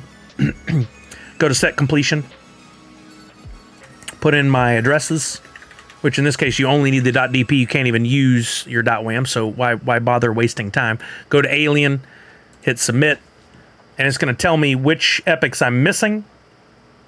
I need to spend... Oh, it didn't have the pricing right, but it tells me the epics that I would need to buy. I'm missing 3, and it does put over here the ID number, 63, 70, 74. So that's helpful. Remember, this is a drop exclusive. This is a piece of information that really got past a lot of us. We just didn't see it coming because we think Disney. We didn't think Disney owning Fox having the impact it did, but it did. Because of that, you can't go to the wax market and buy or sell. Can't do it. You can still see the templates, but you can't do any buying or selling. You can't transfer them out of your wallet from DP to wax. You can't do it. So you'll have to do everything on drop, which means also keep in mind building your royalty sets. There's no quick method. You have to click one at a time, the ones you need, and buy from the drop market. It does take some extra time. Only 12 of those, 22 of those, so that's promising.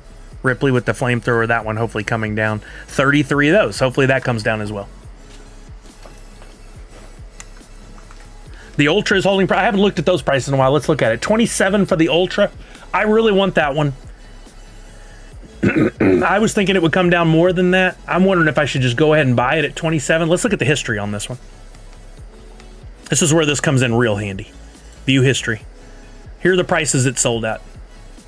And the cheapest, $25. Is it possible it comes down in price? Cheapest sold was technically $19.99. I missed that window. Highest was $45. Am I happy with 27? Right now.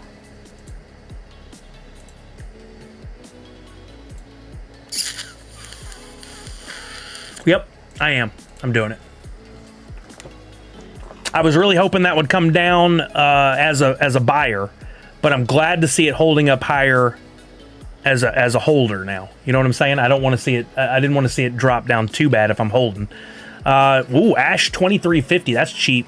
Ripley is right in line with where I thought she'd be at 54. Space Feet with Eggs actually doing better than I thought it would. I really thought that'd get down to like $20 to $25. It's sitting at 35, and the Pilot up to 215. Tarslap got my royalty done, plus get all the legendary and ultra. Kind of happy though. I mean, you should be. That's a great day. Congratulations. That is a great day. Keep a reminder here for the rest of the week. Let's go to our diamond. Tomorrow we have the snapshot for Scooby-Doo. Don't forget about that. If you got any packs, open them. If you've got extra epics, sell them. Make sure your royalty sets are in play. Make sure you're ready to go for 11 a.m. tomorrow. You should do it tonight. Today, right now, this afternoon or tonight. Don't wait. You'll forget, and then you won't be good to go. Matter of fact, I'm going to set an alarm for tomorrow at 10 a.m. Set an alarm for 10 a.m. Scooby-Doo. Done. Just as a final checkpoint tomorrow at 10 a.m., I got that reminder to go back in and make sure I didn't forget anything. Then we got the WB Horror Series 2 coins. If you've got any redemption coins, those got to be turned in by, what is that, Friday? Yep, by Friday. Those are due by end of day on Friday, which I believe is 11:59 Pacific. Then we've got snapshot for Batman 85th on October 9th, and then the coins are due to be turned in for Funime by October 11th. As I always say, if you've got a button here that says redeem, if you've got the little number on the diamond, there's absolutely zero reason for you to wait. Don't do what I'm doing. Go ahead and turn those in immediately. Give them your address. Choose if you want to buy the pop stackers to protect them, and get that processing. If you come into possession, if you buy or trade or somebody gifts you one of the redemption coins, you can still place another checkout, another redemption. You can go through that checkout process again. That would be cool. The last thing you would do is hold on to these thinking you're going to get another one, forget to do them all, and miss out on all the physical pops. Don't do that. Don't do what I'm doing. I leave this up as an example. Have you heard anything else on the Transformer drop ship? No, James, I honestly, I never really pay attention to when shipments are going to go out. I just kick back and wait for them to be delivered. Unless you have a birthday coming up or something, I feel like it just becomes like I get, I don't know, nervous about it, and I don't want to do that, so. Except if you're not living in America. Well, what about that, Tarslap? You still have to pay shipping regardless, right? I guess maybe it saves you on shipping if you wait and do them all at once. But, I mean, if you've got that to keep in mind, you should probably handle buying any of those redemption tokens. Yeah, you'd still have to pay shipping. Yeah, you'd have to pay it either way, right? Don't you have to pay it even if you redeem one thing up front? You don't ever get a free shipping. So I guess at best it might, by having 3 or 4 together, it would bring down the shipping versus having two things shipped separately. So that makes sense. Yeah, that's a good point, Tarslab. Let's drink a coffee and smoke a cigarette. I don't know. I had my coffee already. Yeah, well, make sure you set an alarm, Tarslap. That we've had people within the community that have lost out on some high-value pops because they forgot, and I just hate to see it happen to anybody. So I always try to warn you guys on streams and on Twitter and all that stuff, and as often as possible, to make sure you take care of that early and get it done. I don't want to see that happen to you, because that's just a real shame. The only bonus they get is now they're holding redemption coins that there are very few of in the world. They could have value one day. You did. Oh, dang, Tarsa, that hurts. That hurts. Okay. Did I go through the things that I said we would do? Let me check the Twitter for my tweet from earlier. Ooh, my tum-tum just turned upside down. All right, we did the Alien Funko NFT drop. I'm still here to answer any questions. If you guys have any questions, I'm happy to help. We're going to play Funko Fusion next. We play some Twitchy Tides. We may return and play Twitchy Tides again before the end of the stream. We did a community pack giveaway. Don't forget to get your free NFT. One more time, a little close-up for you guys. This is based on the Weyland Yutani logo from the Alien movies. Instead of doing the straight-up Alien style, I decided to go a little more sneaky geeky on this one and went with that logo from the Alien movies instead. There will be a blend on Thursday. Some of that art is already designed. I've got some fun, unique things for this one that may change up the way we do the blends slightly because it just works for the theme of what we're doing here for Alien. So that blend is coming on Thursday. If you get one freebie today, you get one freebie per person. So if your wife wants to sign up, your kids want to sign up, that's fine. But do not make a bunch of fake accounts to have. As soon as I find out it's fake, you're banned forever. So don't do that. Mindless vandalism. Yes, I love that phrase. That was so good. That was from our new buddy, our English friend that came over. I can't remember his name right now. I feel bad, but that's how my brain works. But get your freebie, and then make sure you're subscribed to my newsletter. I do not bombard you with a bunch of crap. I keep it short and sweet, and it's just about when I'm going to go live. I forgot to send one today. Great job there. But I will remind you guys on Thursday when the blends are going to go live, and then make sure you follow me on Twitter. I also remind people there. That way on Thursday, you can jump in and do the blend if you are so inclined. Nadu, it's the same. It's the same thing. It's the same size box. It goes in there, so it's not formatted any differently, but the pop still fits. Yeah. It'd be interesting if there was, like, the lid came off the whole side. But because they're using the sticker, that's a bad example. Because they're using the stickers now and those are clear, even if it's a sideways, you don't have to worry about the lid coming off. It still should be fine. Those little sticker dots were really smart on their part. I heard some people say they didn't get them. I figured they figured out that they needed them after they had already started shipping is why that happened. TwitchCon recap on Thursday. Well, actually, no, now's a good time to talk about that. Yeah, before we jump into gaming, I'll make sure I get the console fired up and stuff. So TwitchCon was great. I really enjoyed the opportunity. I got to hear Dan Clancy, the CEO, talk in person. I was surprised at how few people were in the room. There was maybe 150 people in the room, plus some standing in the back. Got to hang out with Las Vegas 8. One thing that was very clear to me that I took away from the whole con is Twitch is doing better. And what do I mean by that? Dan Clancy is in charge, has been for over a year now, maybe a year and a half. He is a different kind of CEO.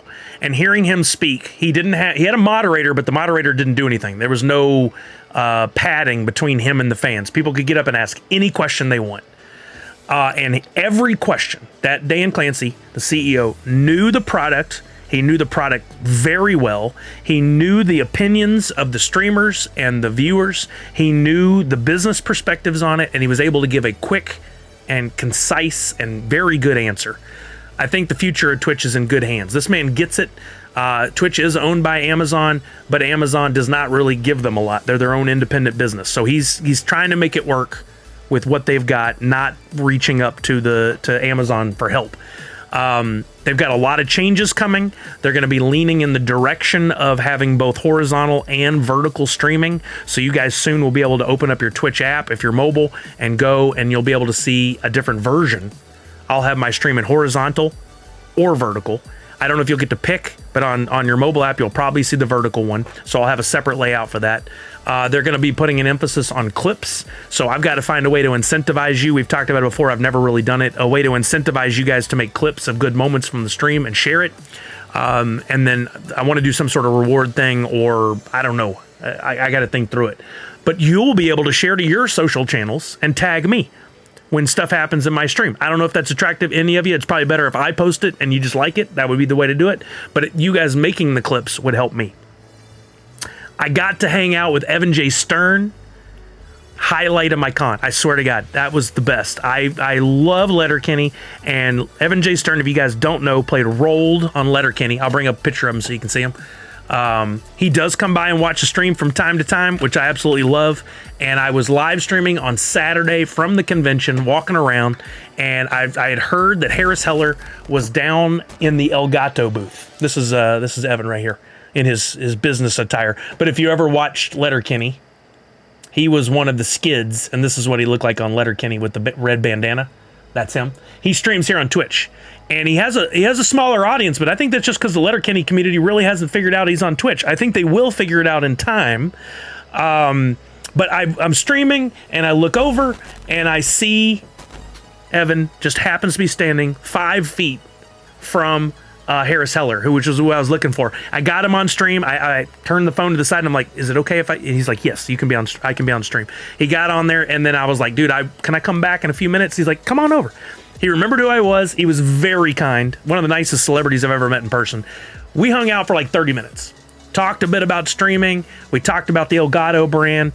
I actually helped him, I think, a little. I hope I helped him in presenting himself to Elgato for a possible partnership. Tried to be his wingman as best I could to help hype him up. He told me some cool things about Letterkenny and what he's going to be doing associated with Letterkenny, but I don't know if I'm at liberty to share. I'm excited about it. I will say that. I'll have to look and see if any other information is out there about it. Hold on. I can Google real quick and see. You guys can't see my screen, right?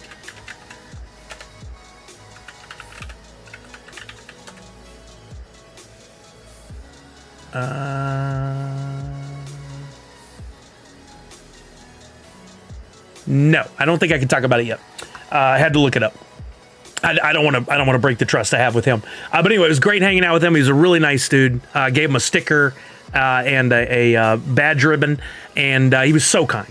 And then I was like, dude, I don't want to take up your whole day. Let me let you go. I went and got back in line. I had been in line to meet Harris Heller. I got to go up to Harris Heller. If you guys don't know who he is, he is basically the content creator's creator. He does review videos for cameras and microphones, talks about Twitch and Kick and YouTube streaming. He was one of the early Vine standouts and has made himself a name, or made a name for himself, I should say. This is Harris Heller right here. Not only does he do all these reviews of stuff and help all of us content creators, but the music you listen to every day on my stream was created by him. And when I went up and said, hey, first thing right out of the gate, man, thank you for everything you've done. It's because of you that I know as much about streaming as I do, and the interview we did with Clancy, and most importantly, your music. And he's like, thank you for using my music. That put money in my pocket. And he said, not as much as it used to. And I was like, well, you broke new ground. Other people were bound to come in and figure it out. And he goes, well, I'm on to break more new ground. I've got some good meetings today. So I'm excited to see what the future holds for Harris Heller in streaming and his business development in general. He was also a very nice guy. We talked for a few minutes. I went to several panels The panels were really good. I learned a lot in there about like how to approach companies for partnerships. I learned a lot about that there's programs within Twitch I didn't know existed. For instance, they have different ambassador programs.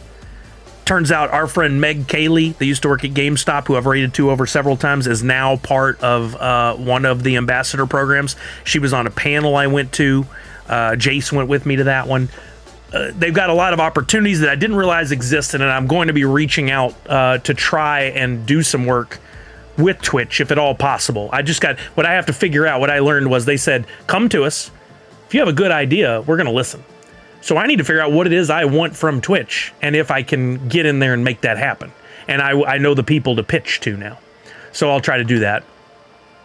I think that's the recap of all that fun. How about the exclusives and stuff? I did get some swag. We'll do a quick recap of some of that. I think my favorite thing, swag-wise, was, of course,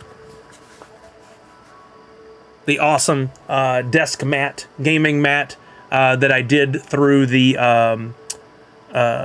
stamp rally, thanks to Priscilla. Her Sune is featured down here in the corner. You can see it.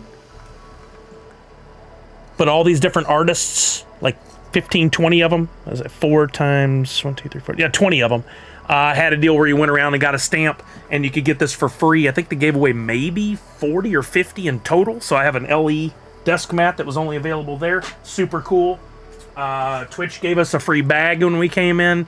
It's this purple bag along with like a strap to hold over your shoulder, and a couple of game controller covers, which is kind of cool, right?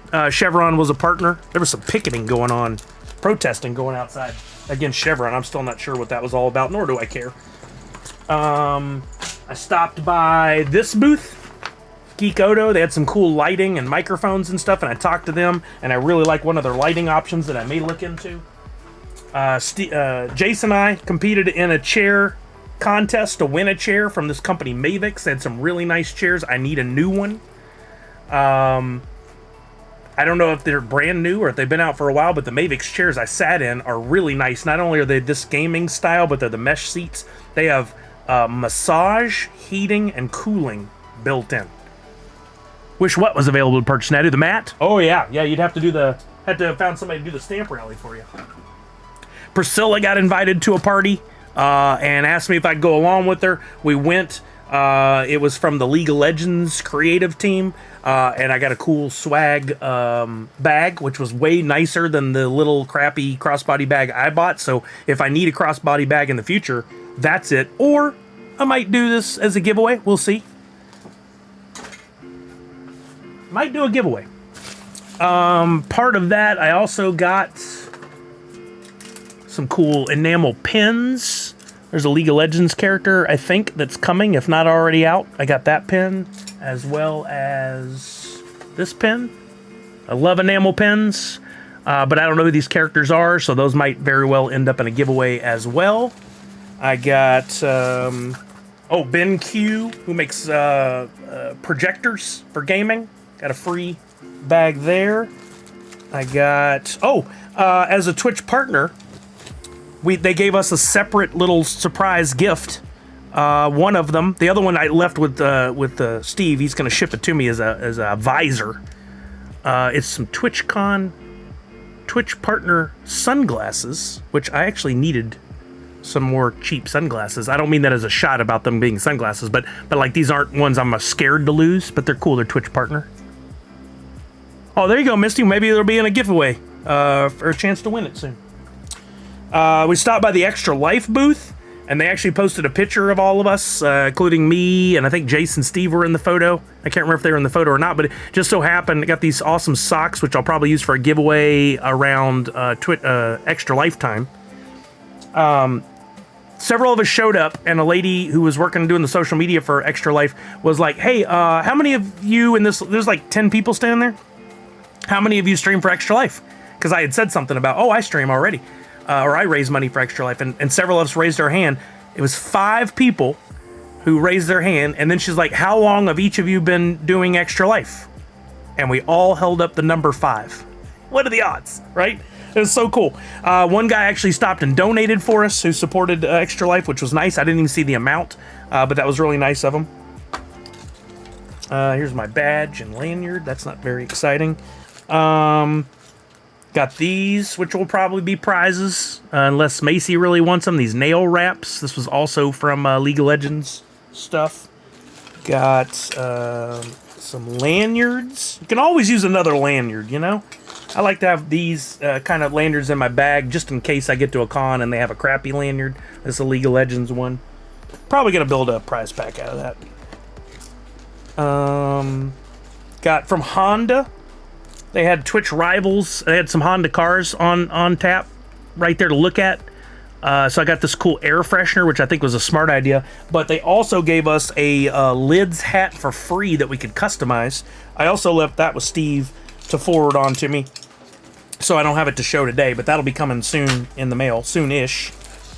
Oh, and they gave us this enamel pin, which I thought was pretty cool. Limited to 5,000 pieces. It's the first ever car designed. What does it say? 2025 Honda Civic Sedan Hybrid pin. This GG Chat pin commemorates the first ever vehicle customized by Twitch Rivals Chat. So, like, I guess they had a live event where they customized the car. Only 5,000 pieces. I'll probably give one of those away on stream. And then that Geek Odo people, the orange and black bag, they gave me like a whole swag bag just for stopping to talk to them, with a bottle opener and a stylus. Like, when's the last time you got a stylus? And an enamel pin, which is a pretty cool skull. And some coupons for discounts on their products. Ran into No Lollygagging, who follows, who's a fan of Priscilla's stuff. We ran into her. She gave me a sticker. And I think that's the majority of it. But there was actually some decent free giveaway stuff while we were at TwitchCon, which I enjoyed. And then I also picked up on, you guys got to see, I got Priscilla's wallet from TwitchCon. I think it's upside down there. Yeah. It's limited to 50 pieces. I've got her pins, which... Let me get this pin. Here's the spinner pin.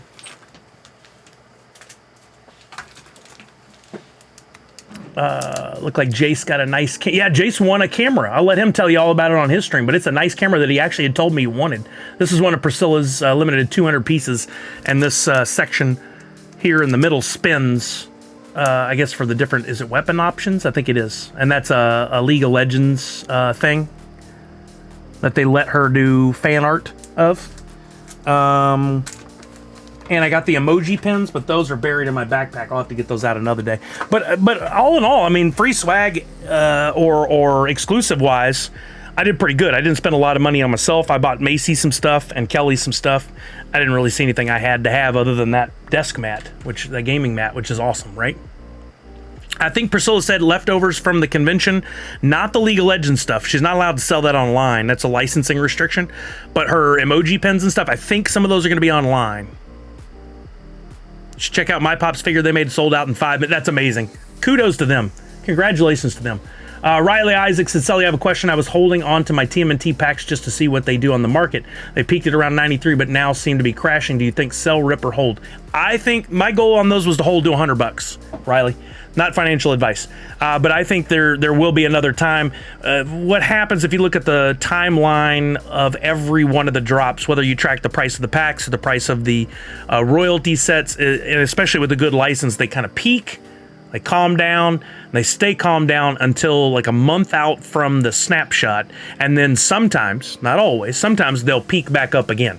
I'm holding out for that peak back up again when people are like, oh crap, I haven't put together my royalty set. I haven't got the legendaries or grails I want. I need to go buy. I think those packs will hit $100. That's me. D. Robin says, I got a Spaceman legendary. Is that good this drop? That's fantastic. That means you're going to get a physical pop in the mail if you hold that NFT and follow the instructions, which for you is in 120 days, they're going to put a redemption coin in your wallet. And then you'll have 30 days in which to turn that coin in, give them your address so that they can ship you the physical pop. Or if that's not a pop you want and you're looking to, you could sell that legendary NFT you have right now, which by the way, it's going for about It was the spacesuit. I want to say that was about $35. Let's see where we're at on that one. Catalog. Bring this up. I'll show you where I'm looking. This is in the drop tracker. $35 for that spacesuit right now. Could go up, could go down. If you're set up on drop to sell, you could sell that and get $35-ish in USDC that you could use to put into other projects, or you could cash out, whatever you want to do. Or you could wait, give them the coin when you get it, get the physical pop in, and then you could try to sell that physical pop later on if you wanted to, or you can just leave it in your collection. Personally, I love collecting pops. I've not sold but a couple of mine. I've kept the hundreds of the ones that have been sent to me. Totally your call. Is it good? I mean, really, that's for you to determine. Like, do you think that was fun? Are you an Alien fan? Or was this more about value? I think it's really good for you to determine if it's good or not. But personally, I think it is. I got the same one. I pulled the same one out of a pack. I bought the Ultra, which is up to $27, which is my favorite pop in that drop. I still want to get the Ridley. Or Ripley, not Ridley. We're going to play some Funko Fusion, but that doesn't mean we can't still talk about the NFTs and the drops and answer questions. So if you guys have them, please let me know. I did find one of the coolest things that came out of TwitchCon was I got to speak to the team at Elgato. They nailed a great booth experience. Freaking fantastic what they did. Their product was all on display. They had the newest stuff. Every single employee was knowledgeable and helpful, and I got to talk to people that actually develop products like the Stream Deck and Wavelink, and I told two people my woes in switching screens and getting the audio to go to the right places, and they gave me instant feedback with solutions, plus new software is coming with new solutions. I could not speak more highly of Elgato. If you guys are looking for streaming equipment, always go Elgato first. Always. Any specific gear I would like to invest in first. I currently have this Stream Deck, and I love it. I can customize the buttons to whatever I want, and I can use the buttons to do things like switch scenes back and forth, go back to the beginning to starting, all that kind of stuff. I can use it to queue up audio clips if this still works. I haven't tested it in forever. How about I think it's broken. I don't think I've used it in forever. I don't know if you guys are hearing anything right now. I can use it to do all kinds of stuff, but I just learned some new things, including I can now switch my screens in Windows by pushing one button to set up for gaming or streaming. It still probably froze on stream for just a second, but that's super helpful for me. But product-wise, things I would really want from them. I love their lighting. I currently have 2 lights up. I'm having some problems with that one, but that's because of my USB connection, not because of their light. I would like another light over there instead of the crappy light that I have. I want that. I want the new Stream Deck that has actual spinning dials on it, as well as longer LED screens so you can see more detail on different things. I like their foot pedal. It sounds like the craziest thing, but they have a foot pedal that you can command like 2 giant buttons. So if I want to mute my mic, I can do it. Or if I want to cue something to happen, specifically like switching scenes, I can do it. All kinds of cool things like that. They have a teleprompter, which I think a teleprompter would be cool if I did more stuff that was like scripted, but I don't. So that for me is low on the totem pole. They have new mics. I love the new mics, but I think mine's doing a great job right now, so I'm probably not going to upgrade. But I think the Stream Deck is probably going to be my next purchase. I can have 2 Stream Decks running simultaneously, so I can still use this one and the other one. That's just a very cool thing. I just love their products because not only do they make cool stuff, they make it affordable, and it's just like for me how Apple has its ecosystem, and that's why it's so nice for me able to send files from my phone to my laptop to my iPad and access things easily like that. Same thing with the Elgato. Like I can have the lights that connect to the Stream Deck so I can easily control them, and they can mute my mic and change scenes and all the stuff that I need. They just have a great ecosystem. So I've already been an Elgato fan. I desperately want to be an Elgato partner. I don't think it's in the cards for me right away because I could apply, but they're always looking for different types of creators at different times. It's just going to have to work out. And maybe Evan getting in could be helpful for me. We'll see. all works together. Yeah, they've just built a wonderful ecosystem. And then I don't know if you guys saw, this is completely off the rails for conversation about me streaming, but they recently introduced a product, and I can't bring it up now because I've already switched monitors. But you guys know, like server racks, how there's the long stuff, like we plug all the Ethernet cords or whatever in. They just made a new long rack server style mount that has like 60 buttons across it. That's not meant for us streamers. We could use it if we wanted to, but it's really meant for like television production, movie production. So they're getting into a whole new market. They can now make this fully customizable mount rack bar that is way cheaper with way more functionality than those companies like TV production, movie production, news, all that currently have, which will be huge for Elgato. That'll just increase their overall brand awareness and adoption rates, and it's going to allow them to do a lot more fun things, I think. I'm really impressed with them. Harris Heller was over there in their booth, meeting and greeting and talking to people. That speaks volumes. I saw Evan J. Stern there. I saw Mr. Geggles there. Mr. Greggles there, the guy I raid to occasionally that drums. I didn't get to talk to him this time, but awesome. They're doing everything right. They're doing everything right. And I'm a big fan, and I'm going to continue to give them my money. I just realized the other things I have. I got their arm I recently bought. I've got the different mounts that hold the lights that I bought from them. I mean, if they made monitors, I'd probably get their monitors. I buy everything that's them because they do such a good job. Riley said, I bought the pack for fun, pulled an Epic and the Xenomorph. Killed it, Riley. That's fantastic. Great job. Congratulations. Right, Weasel? Me and I think Jace, or it was Jace, were at a panel and a lady got up and her name was something Gato. But hers was literally about cats, so her stream. Okay, we're going to flip over. I've already changed the category. We're going to play some Funko Fusion. I already am cringing because we should be hearing some audio and we don't. Boy. Yeah, so now this is one of the things that I'm hoping Elgato can fix. I told them about this problem and they didn't have an immediate solution for it. This is what I need. It could boil down to I routed something incorrectly, but this is the problem that's been plaguing me over the last couple weeks. Let me see if I can... Where even is the software? Where is it hiding? I'm going to close it and reopen it. Yeah, they just make such wonderful products. I'm not a partner with them. They're not paying me for anything. About the best I can offer right now is if you guys decide you do want to buy some Elgato products, I just got re-signed up for the Amazon affiliate program, and I've set up some affiliate links both below the stream here and on my website, nerdunite.online, and I'm going to be pushing that. So if you guys decide you want to buy a Stream Deck or a mount or whatever, you can still buy it through Amazon. They have good deals. But use my affiliate link and I'll get a little kickback, which would be nice. Maybe get their attention in time to do something with me. So now I always have different problems with this software.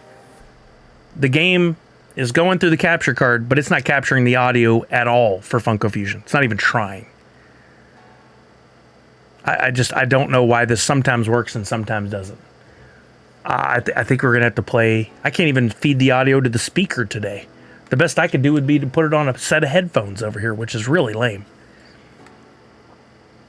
I don't understand why this is a thing. Let me see if I can...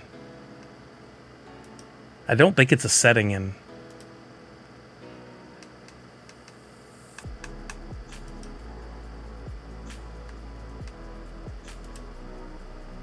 Yeah, I don't think it's a setting. It's very inconsistent. I asked him, I was like, is there another way I should be routing this stuff? And it sounded like they just didn't put as much emphasis on console gaming. But I certainly will be pushing that. Audio's going out. Headset format.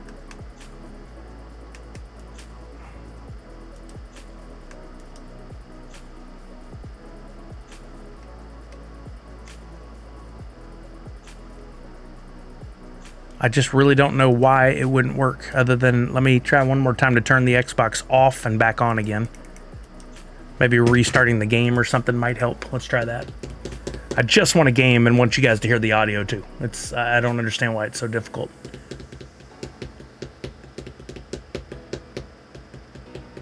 Yeah, but anyway, I had a great time at TwitchCon. They did say that they'll be back in San Diego for the next 5 years. So they found out that the Vegas thing doesn't work.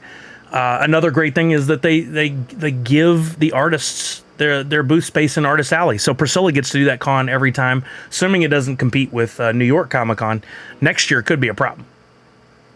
It could be a real problem. All right, that didn't work, I don't think. So now let's try killing that software.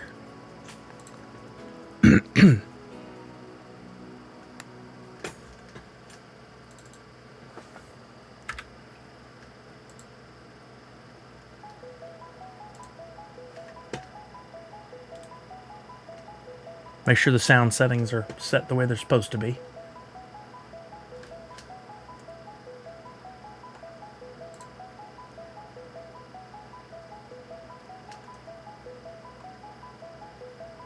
It's set to the right place.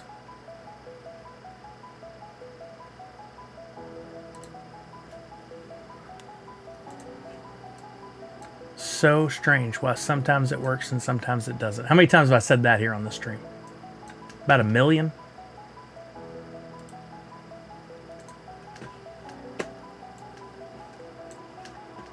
Oh boy.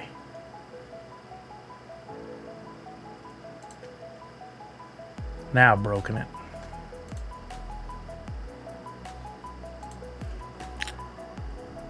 Chuck, I think you're hearing the Spotify music playing. I'm going to pause that. What are your overall thoughts on the Funko Fusion game? Worth $60 or more of a fine, but better? I mean, I've already played it for like 20, 30 hours. At least 20 hours. And I love it. If I hadn't gotten the copy from 1010 Games, I would have purchased it myself. I was planning on it. But once they said that they would give me a copy, I was like, well, frick yeah, I'm in. Pardon my language. I don't think you guys hear the game, do you?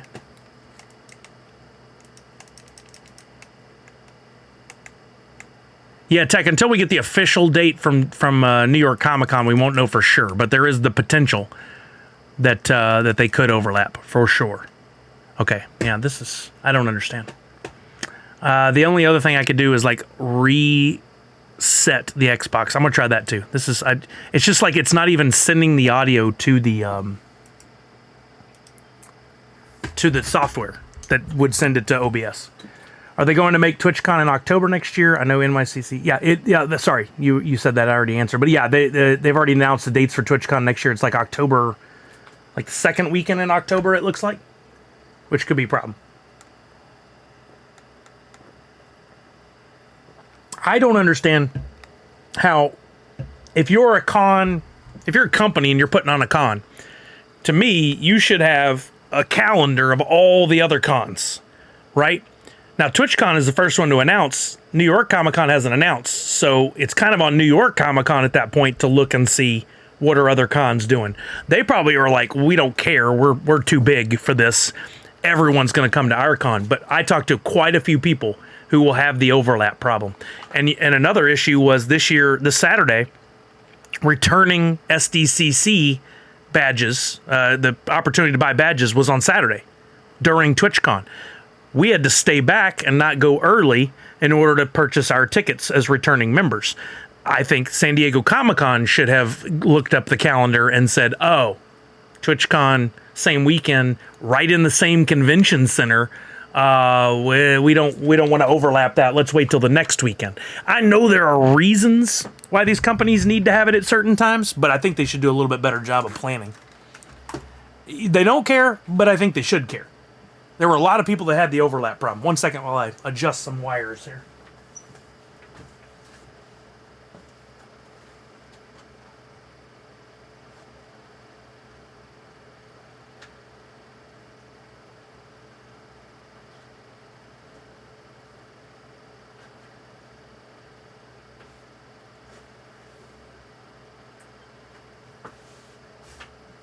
I totally unplugged and replugged all, so we'll see. Yeah, it's possible, Comic Zombie, that they do it on purpose, but, I don't know where the business sense exactly for that comes from. NYCC probably has a longer term contract with the Javits, but we just don't know the specifics. Correct. I mean, they could, if they have a long term deal with Javits, I would assume that they can go, we'd like it on this weekend. But Javits also has plans with other groups that are holding conventions. So that is in where the restrictions will normally come in that won't allow them the weekend they want. They also have like celebrities to think of and what they're up to. If they've committed to like next year is going to be a big push for Stranger Things and we want them all there. I don't know if that's a thing or not, but I'm just saying.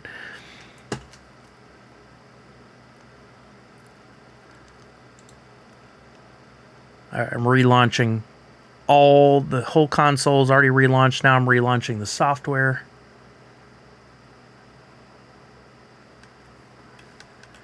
Nothing at all. So the only solution I would have would be to restart the whole PC, which you guys know how I love that. It doesn't make any sense that that's the solution. I think LACC and STCC were in a little bit of a feud for a minute, and for a couple years, STCC would drop the tickets on or just before LACC. Oh, wow. Professor Josh, yeah, I pulled a legendary. That was it for me. We did a community pack. Unfortunately, one epic was the best we did to give away there.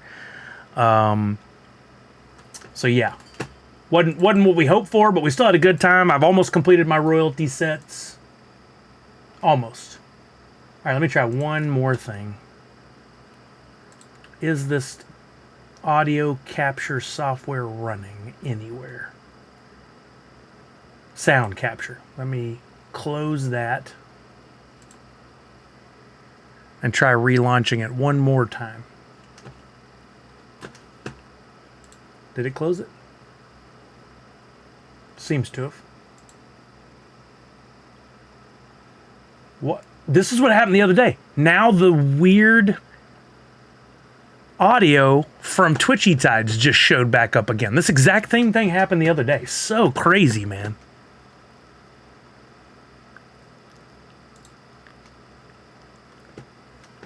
Why? I don't have that routed right now. That's so weird. I bought 4 packs, Prado, 4 premium packs. And then I bought 1 standard for the audience, but that didn't really count into what I pulled for me.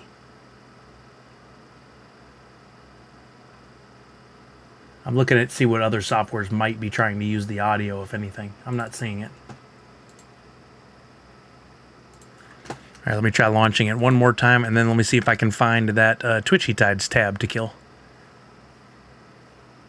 I think the other day I ended up having to restart my whole computer because this just kind of came out of nowhere and I never could figure out how to turn it off. Yeah, Twitchy Tides is muted on that one. Muted on that one. Muted on that one. Like it shouldn't be playing anywhere. That's so crazy. I'm going to have to restart the ding-dang old computer. That's the only way I can solve this problem. It's so silly. I just don't understand how this is the solution. Wait. Nope, wait, it's seeing the audio now. Wait, are you guys hearing this? Hold on.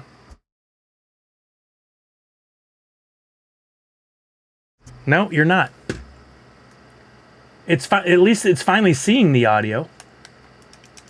Yeah, I can see that it's seeing it, but where is it routing this freaking audio?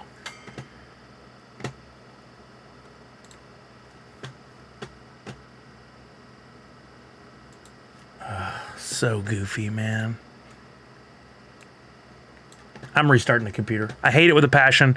I'll put it in chat because last time this caught a lot of people off guard. I am going to restart the computer and we'll return in the next 5 to 7 minutes. Hate to do it, but I have to. I'll see you guys in a few. We'll play some Funko Fusion.